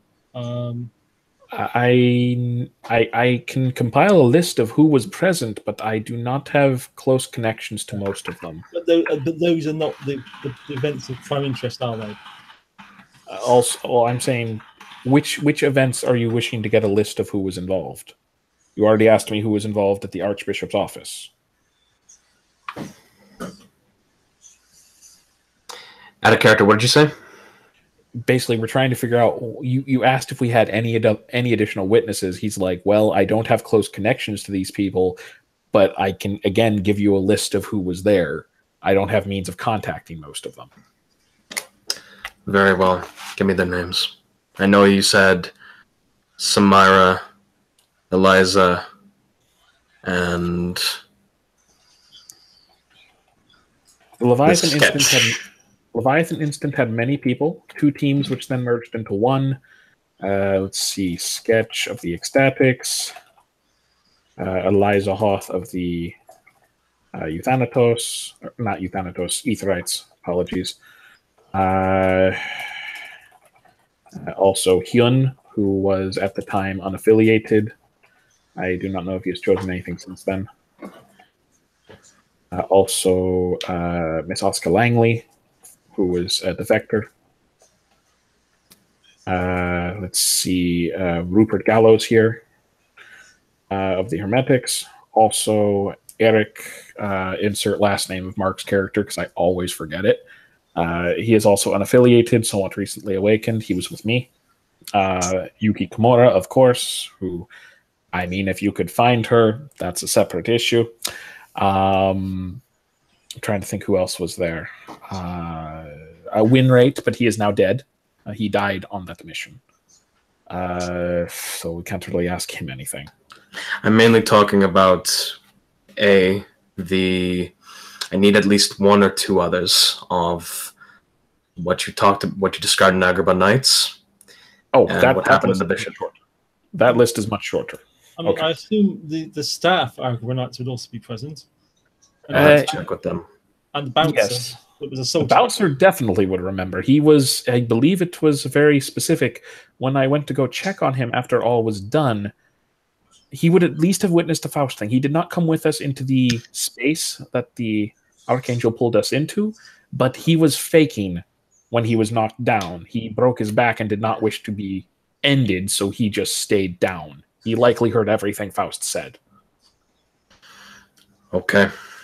But okay, so those present that night, Benny. Mr. Oh, Benny was not there. Oh, I thought he was. Okay, my bad. No, I'm like 99% sure Benny was not there. Okay, because isn't this the time with the cat and the kids that were hurt? Now? No, this wasn't. No, had a character that wasn't. Oh, okay, my bad. Completely different. Oh, my bad. Go ahead. Yeah, nothing to do with Sadia. Nothing to do with that. All right. Yeah, Sadia is now an infernalist. Sorry, Adam. No. Moving on. Okay. So let's see who was present that night. Let's see. New arrivals. Mr. Collins of I do not know what group, but apparently he has a more voodoo practice. I think someone told me what their name is, but I do not remember. He is Nephilim. There was a woman with him, Morgan. I do not know what affiliation she was with. She had an eye patch and a raven, and she is also Nephilim. Sketch was there, at least for a good portion of it. I don't remember if Sketch was there for the Archangel. He may have left after the incident with Faust. I am not sure, because there was a brief interlude between then and the Archangel's arrival. He may have left after the Faust incident. Yuki was there, of course. Let's see. And then Daniela, myself. Unfortunately, with the contacts that I'll be searching with, I don't think I can contact her due to her mental ailment. It wouldn't be hot enough evidence. Go on. It would be patchy at best, yes. Let's see who else was present for that. Lottie of the Ecstatics, and trying to remember if there was anyone else present at that moment. Mr. Collins, Morgan, Sketch, Yuki, Daniela, Stefanos, myself, of course, Lati, and that is. If those are all you can remember. I could probably get the others from when I do what I'm going to do to get these memories. Excellent. Also, Miss Hoth arrived afterwards. I don't believe she was actually witness to anything, but she was present for the discussions afterwards. Oh, wait, no. Glasspaw was there for this whole thing also. And this was the one that had a romantic connection. Or desired one, at least, yes. He was present as well. That was actually the first night I met him, I believe. My apologies, it took me a little while to put that together. This was weeks ago, and I've been quite busy trying to keep the center, if you know what I mean. All right, the next day at the Archbishop's place, the Archbishop himself and the rabbi did not directly witness the entity, but they did witness the chronal event. And of course, they witnessed the Archbishop nearly dying to balefire. So they can vouch for the power of that. Other people present: Jinx, Glasspaw, Samira, Morgan, self, Daniela, Yuki, Sketch. I believe that is all I remember at the moment. I don't believe anyone else was present for that. So several of the same people were present for both of these. I don't believe Mr. Collins was there. No, he was not. Or he would have been helping to heal, I believe. He was present the first night, not for the instant with Lucy. He uses air quotes. This will take some time. He tells you to follow him. Oh, I do have one piece of information that might help. Then he realizes the ominous nature of those words. Those words have been used before to horrible effect. Apparently, Miss Morgan has a female companion that she deals with frequently, a woman by the name of Kali, very distinctive, half of her body or face is extremely scarred and I pale. remember her when they were talking to the girl outside. Yes. So you have seen her, yes. Kali owns a bookshop. It is at this location. He will give you the address. I visited it once, specifically in regards to speaking about the girl, Sadia. She wanted a teacher, and, well, that conversation did not go well. But that is, I believe that is unrelated to this. So That helps. she might be able to vouch for, well, she did not, I don't believe she witnessed any of this, but she might be able to get you contact with any of the others.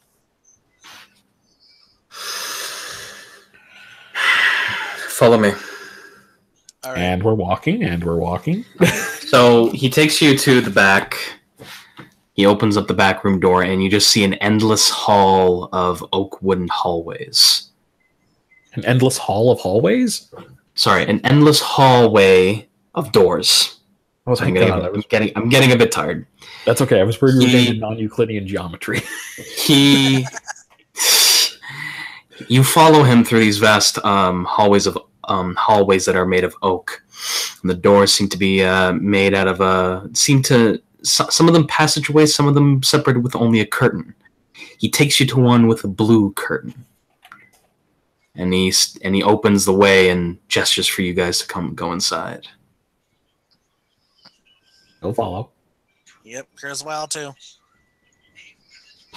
Rupert? Yeah, he's happy to follow. Cool. Making sure. He will enter behind you guys. In the room that you are in, you will see a wooden carving, like a kind of a shrine ahead of you in the back of the room that has a wood carving in the wall of what looks. Roll me your guys' either theology, esoterica, or occult.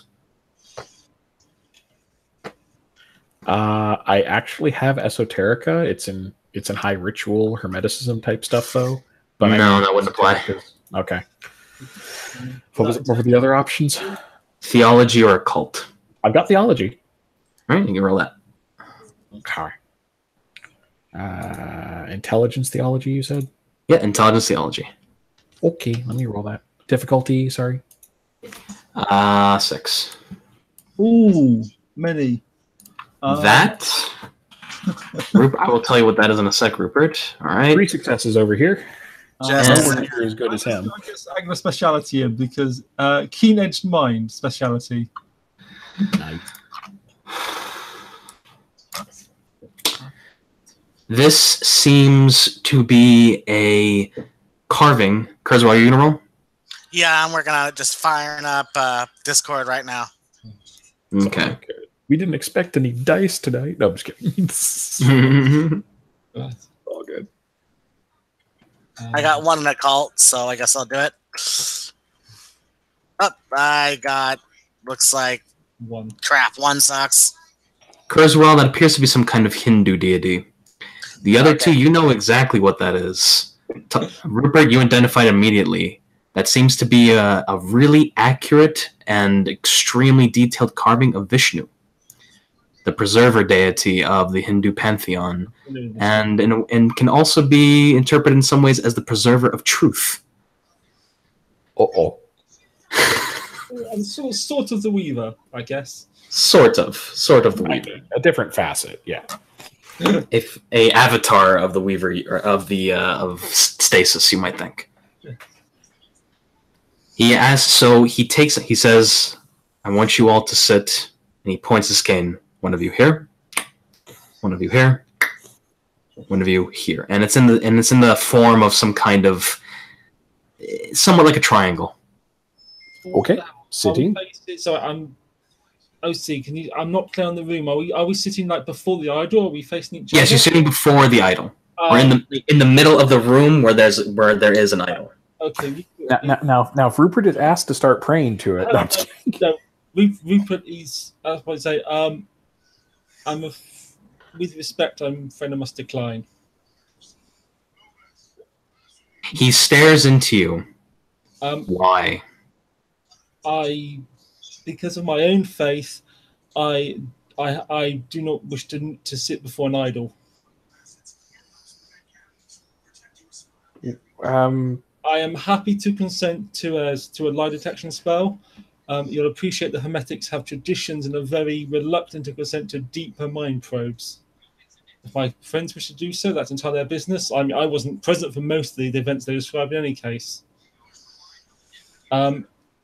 Rupert. Yes?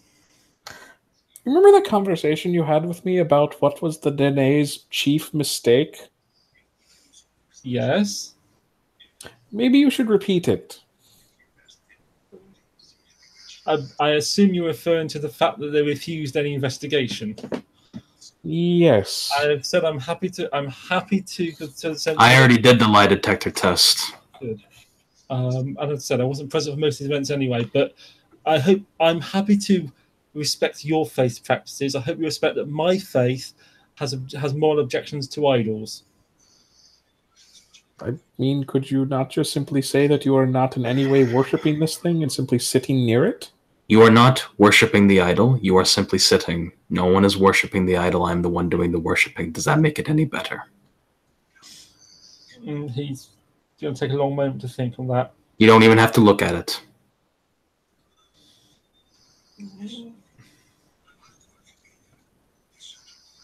Does your God care about truth? Certainly.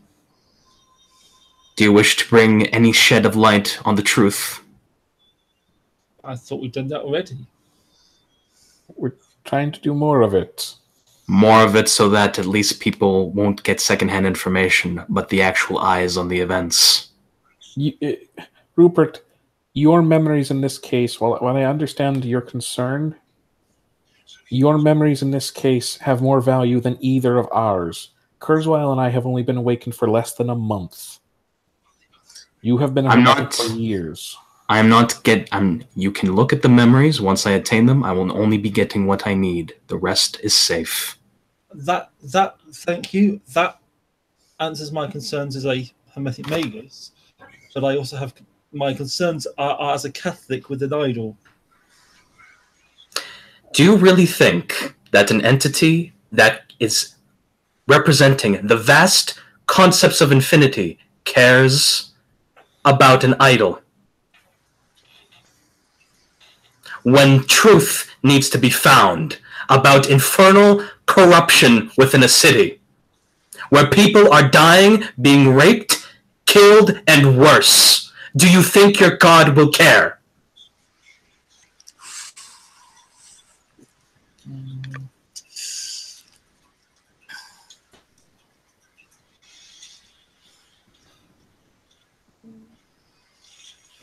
I need to take a minute, please. Very well. I need time to prepare anyway. Okay. You two sit. All right. Gallo is going to clasp his hands and quietly pray in Latin for guidance. You're using true faith? Like, well, what are you intending to do here? I'm a Catholic who's praying. You're a Catholic who's praying and you're seeking guidance. He's not using magic. I'm not using any supernatural power beyond just being a Catholic and praying, which you could interpret as takes a moment of quiet reflection to think about it. So it's a meditation role. No, I'm just kidding. I'm not just like doing that roleplay thing. You're not intending to activate any power. Hey, I was just making sure. It's all good. It's all good. It's all good. I wasn't getting angry at you. He was.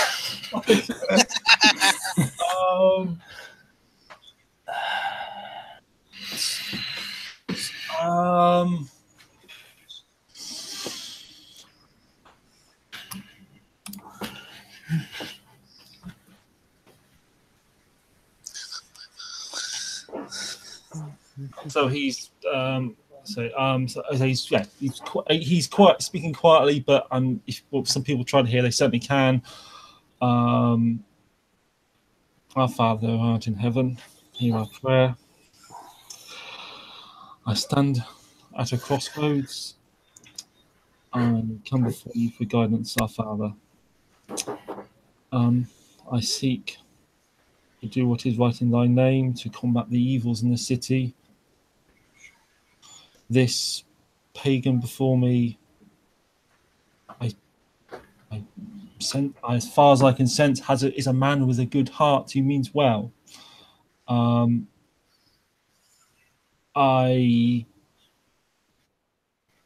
would like to assure him of what he has said, but what he asks is dangerously close to being explicitly forbidden by the commandments. My Father, guide my hand this day. Amen.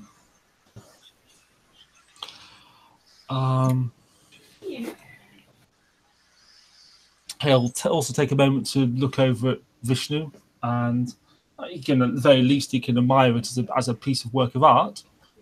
But he's noticeably not lowering his head in any way when he does that, though. Well, keeping a respectful distance. Neither Stephanos. He's not worshiping this thing. He's sitting where he's supposed to sit.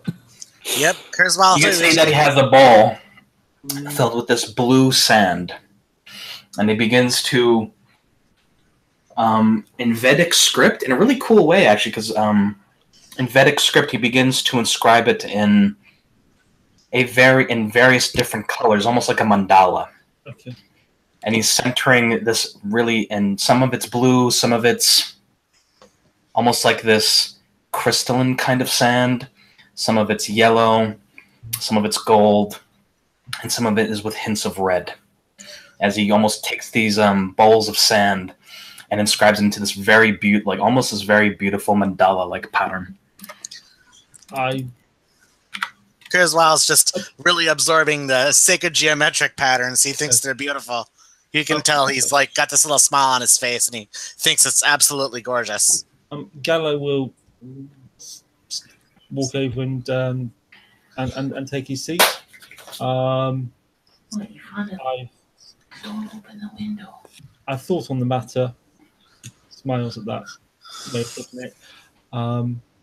If Gabriel was prepared to act against Yuki and risk her or his station, it seems only fair that I should take this risk also.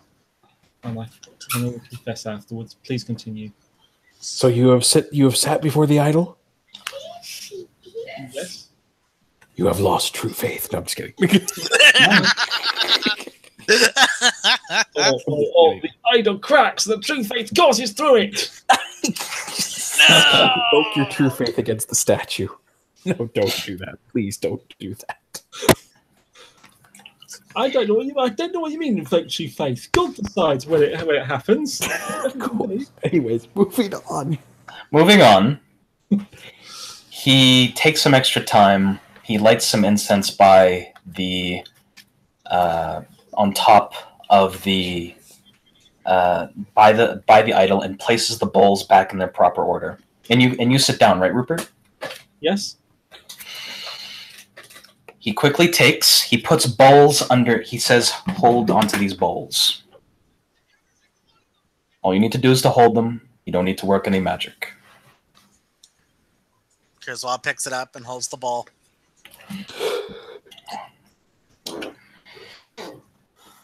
What about Stefan? Do you so? Yeah. Yes. Rupert, do you do so? Yes. Okay. He takes a bit of the blue sand and just lightly dashes a little bit on your forehead, on the center of your eye, where you would colloquially think your third eye is. And he will simply sit in a lotus position with his back facing to Vishnu, and he will begin to float up in the air with his cane and circle the mandala as he begins the rite. I will let you know how it goes. shit, I have to make my daily roll, actually, while you guys are doing that. I forgot to do that today. All of our heads go. Our pineal glands burst, and we're all bleeding disgusting, nasty green fluid from our ears.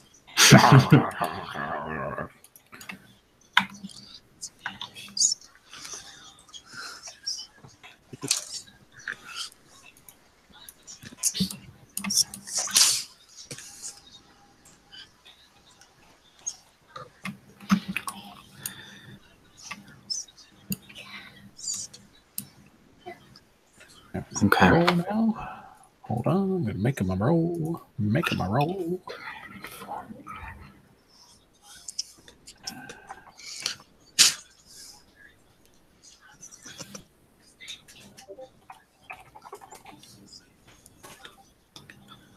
Excellent. Wonderful. Okay.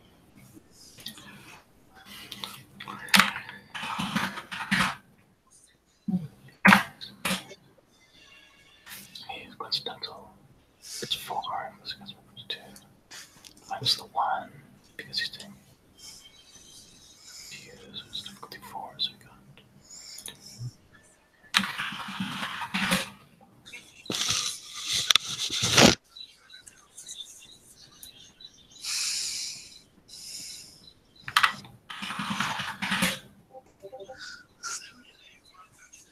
Okay. So, over the course of a half an hour, as he is floating up in the air and circling the mandala, you guys will see the sand begin to almost have this like sparkling essence to it and begin to glow.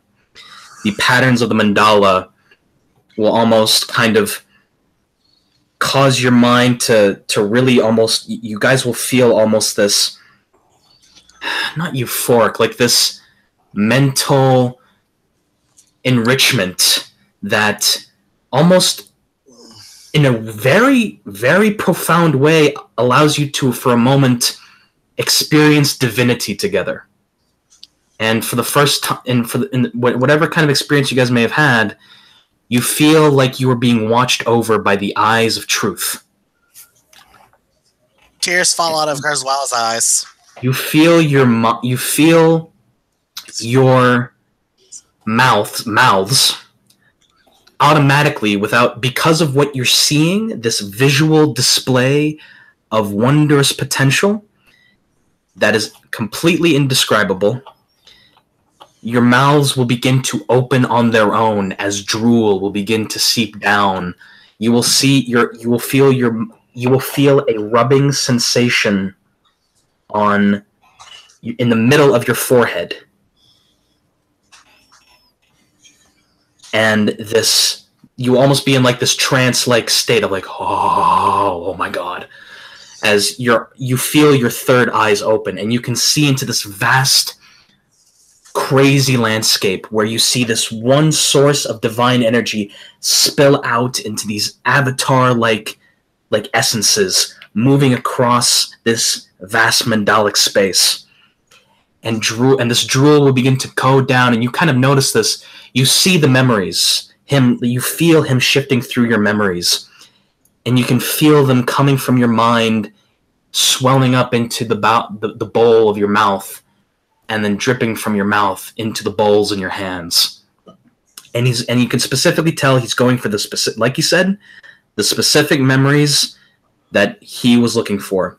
Kurzweil, he gets your memories of what happened to you, of what you witnessed with Jinx and Glass Pawn Yuki. Solon, he gets everything from you, the Faust incident, the Faust incident, the bits of the parts of your perspective from the Leviathan incident, and which I was only there for one part. And your awakening. He also gets your awakening when you encountered Eris. Oh, so he now knows what I am. Good job. And for you, Rupert, he gets the bits of your perspective of what happened on the Leviathan. And is there anything from Rupert that you think would be relevant to this? This is your last chance. I'm thinking. So I was there. I was on for both the engine bit team and the bridge team. I was at both. So yeah, he would take what you saw with Yuki going into the thing, being put to stasis. Yes. and then Sketch committing murder. Mm-hmm. And probably what happened with win rates, or no, you wouldn't. You don't remember win rate, so you wouldn't have seen that. I fled the room shortly before he did it, but I suppose it was But around. But still, he gets what he only, like I said, like he promised, he only gets the specific relevant information. Around that time in that scene, when Sketch shouted to Eliza, "You must complete the DNA mission." Ooh, okay. But he didn't know they were full DNA at the time, so that was obviously we went what? So And that also, by the way, that also goes with what Kurzweil, though this would also be Kurzweil's memory of the log between himself and Jinx, where Jinx says, "We need something from her." Who says we need something from her? Jinx. That was Jinx. That's a text log, yes. Let me just. But that's also his memories of the text log. That's relevant. I mean, there's the fact I have filed reports about this to my house. You could argue. Anything else? Oh no, yeah, there was. I guess I was in the cathedral. I met the new archbishop before they left the traditions. I had a polite conversation with the archbishop about some matters. We mentioned the DNA. We mentioned some other stuff. As I was entering, though, he was given an order to the Grand Inquisitor, the one with the eye patch, and it's saying, "Find Yuki, burn the city down if you have to." That is actually very relevant. Okay. And for clarification, is this Control C or Control X? Control C. This is Control C. Okay. He's not mean. Let me think of else. I had a conversation with the Archbishop. It was broadly favourable. The Archbishop said something like, "I sense you'll have a great part to play in this fight," and he mentioned the Templars will be happy to storm the DNA Chantry. I think. Okay. By the way, that's that scene. By the way, would it be fair to say he took a lot of he grabbed the most shit from Stefanos since he was present for a bunch of those scenes? Can I get a clarification? Okay, I want one clarification when it comes to the Archbishop thing. When you mentioned who gave the order to whom to burn the city down, if you have to. No, the Archbishop, the new Archbishop, not the Calvernay. Yeah, the new Archbishop at the time gave the order to the one-eyed Inquisitor. The High Marshal. And it was find Yuki at all cost, essentially. And I think, in fact, as I was arriving, no, I'm not sure we've seen that. No, okay. That's that. And the other thing is there was an older memory of being in the Hermetic Chantry, meeting with Rory and Master Kershaw, and it was the head of house Inquisitor, and Rory was appeared to be, and there was a legal discussion about charges and things. Oh yeah. Oh shit! There's also something else I just remembered, which you would know that Stefanos was not attempting to hide this from you. He honestly just forgot to go over it. Yeah. He and Rupert had a talk with Rory very recently, like a week ago ish. Yeah. Basically trying to convince him, because they knew that he had more connection with Yuki and the others than they did, to basically seek Yuki out and convince her to turn herself in. Because here's the thing, my character knows, like, oh hey, she swore an oath to protect me, yada yada, and it seems like she's more in the category of very naive than very horribly evil. So if she wants to survive this, her only shot is to come begging on her knees and throw herself on the tradition's mercy. And that probably still won't work, but it's her best shot.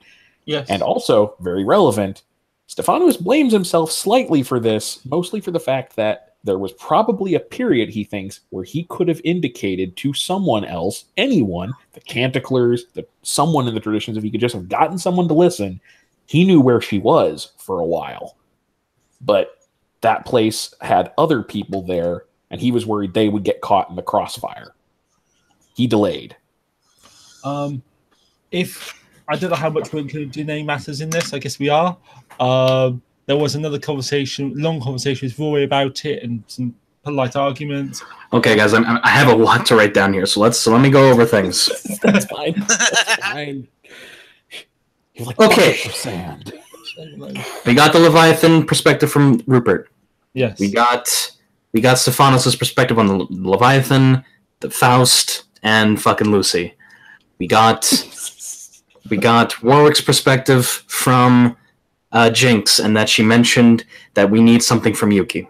Right? Am I getting it? And then there was another one where just as the Inquisitor, as Rupert was listening, were you actually able to listen in on that? When I thought you left after that, and then the High Inquisitor was talking. No, I was arriving. Someone else was in the confessional, so I obviously didn't hear that. And they finished. He came out of the confessional, gave the order, and then had a conversation with me.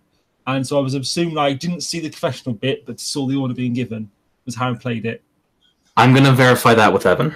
That's fine, but okay. Because I think I remember that it was kind of a thing where it was in between. You arrived after. I'll have to make sure. Okay. Yeah, no big deal. Don't forget about the encounter with Yuki at the end with Glasspaw and Jinx for No, he already covered that. Yeah, I already covered that. Okay, making sure. After the Inquisitor one, there was another one. I think Rupert was mentioning. What else? He was meeting with. There was a meeting with Rory and Croshaw. Yes. Okay. Which was primarily about the charge of Rory, but Rory started Right. talk about Danae's stuff and talking about Yuki and mention the infernalism a bit there, but it was the first I heard about it. And I didn't fully follow it at the time.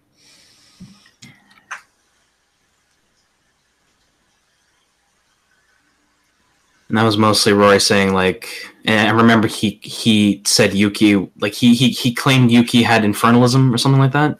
I think done a deal, but he was present when the deal was done. I'm not quite entirely clear at this point. To be honest, obviously I'm forget. One of my first ever seen for the character, so. And then Safaro talked to Roy and a week ago to turn himself in. I was there for that. Okay. Their memories are corroborating on that. And Rory, what did Rory say? Rory said he would attempt to do so. He didn't know if it was likely. He wanted to make sure that she would get a fair trial. To which Rupert was like, "Yeah, if she turns herself in, I'll try." Basically, like that's the only way it could happen. But he'd also want to talk to her first. He tried to get an oath for Rupert that he would be her defense lawyer, and he was not prepared to give an oath at that point. He may have mentioned something about not swearing oath to tricksy fairies. That hermetic. That was got confused at that point. Actually, there might be a slightly touching thing at the very end of that scene. He was talking to Stephanos about that on the way out, and he said there was questions of whether those of fairy blood even have proper souls and get to go to heaven. And he looked quite. There was definitely emotion in that feeling. Obviously, I don't think Stephanos picked you up, but if you're mind probing, you might pick up the importance of that. He would have probably picked up on the emotion you had because spirit sight. Mm-hmm. Okay. Okay. We can talk. That's a lot of scenes. That's a lot of stuff. A lot of complex emotions around when Gallo was saying that. It's a big mess.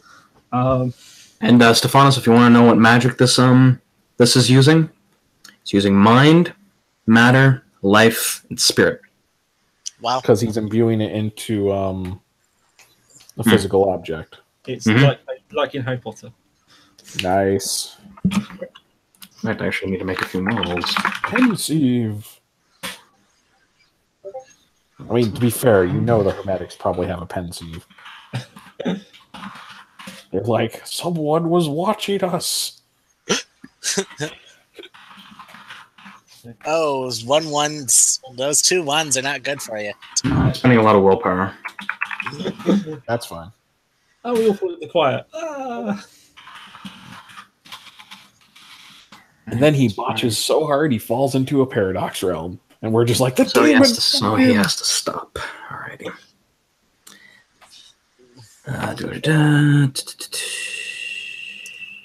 I mean, I'd give him tasks, but I ran out. Well, my true faith might decide to counter magic because God doesn't like it. It's not my fault. No, don't you dare. You mother... Not my fault, God. You still have to actively ask him to help you. Yeah, that'll be plenty of time. Okay. So there was also Stephanos blamed himself that the I need to rewrite this shit. That Stephanos basically blames himself that he could have contacted the Canticle sooner, or found someone in the traditions able to deal with this shit. Because there was a period where he's very sure she was probably staying at the safe house that he's been to. Which, by the way, you have that address now. Oh, he has the safe house. Yeah, Stephanos was there. It's interesting. Rupert didn't have that address. I think he later on I think he picked up that Stephanos knew but wasn't saying. Yeah. Stephanos more or less confessed during the conversation with Rory where we went to convince him, go do this. Stephanos basically explained at the time, look, the only reason I haven't acted on this so far is because I know other people live there, and I don't want other people to die for this. You know, because they might defend her at this rate if someone came for her. Get her to turn herself in before someone brings trouble straight to her door and kills other people. But he blames himself because now he's like, yeah. In character, I don't think now he probably, in character, since we know the virtual adepts are hiding her, presumably she's no longer at that location. We missed that window. Mm-hmm. Okay. So, the ritual ends. Looking down at your bolt, the strange visuals begin to fade. Thank you. And the man goes back in front of Vishnu, which also had a very nice mandala-like patterns within its different carvings. He sits back down in front of you with a lot of sweat on his brow, breathing very heavily. The bowls. Here, please. He'll hand his forward. He offers it up, his arms extended. He takes the bowls, puts them in front of him.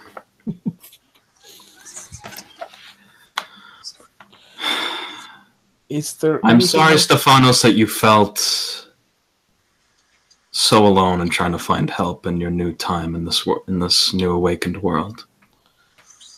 It's apparently somewhat common, though the Order has done a lot for me. They would... I know they would... my fellow Hermetics would actually die to protect me. At least some of them I know. I don't know all. But... Rupert? Thank you. Nods. I will be going to the joyous circle of cyclical judgment in India and another chantry in Guyana. And I will be contacting various Euthanatos to see what I can do to deal with this issue. And we will attempt to find other avenues to also send information through. I trust that you will be able to do probably quite a bit with this, but... Quite a bit. I will be seeking further verification first, but this will hopefully do a lot. But I hope you can understand why we will not wait for that and also try to put information through other channels. That's fine. I will see what I can do. Thank you. Sorry, I don't know. I'm sorry I haven't been around as much. I wish I could had more to offer. We should explain, because was only been awakened, was it 7 weeks? Yeah. It was, longer than me. Yeah, but it hasn't had the same mentorship that you have, Thanos. That is very true. No. Leave. I need to rest. All right. Rest well. Thank you for your time. You're welcome. Does his prime signature look really reduced, by the way? Like, did he start blowing his quint stash on this? Actually, not. No, not really. Not that much. But his quint signature is definitely lessened. Okay, fair enough. I don't have the ability to give it to him, sadly. He's still really. You can tell that he's really bitter, angry, annoyed, hurt. Like, what the fuck am I dealing with? Hurt, confused, and just plain fucking sad is the most prominent emotion. Yep, kind of like the Archbishop.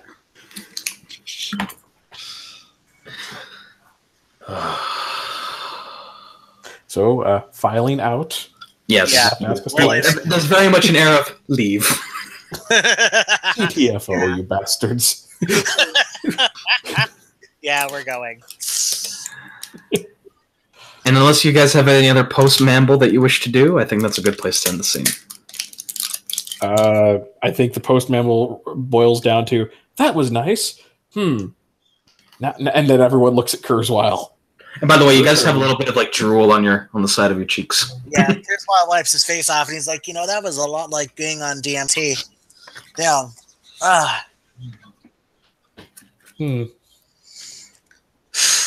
Wow, that was really something.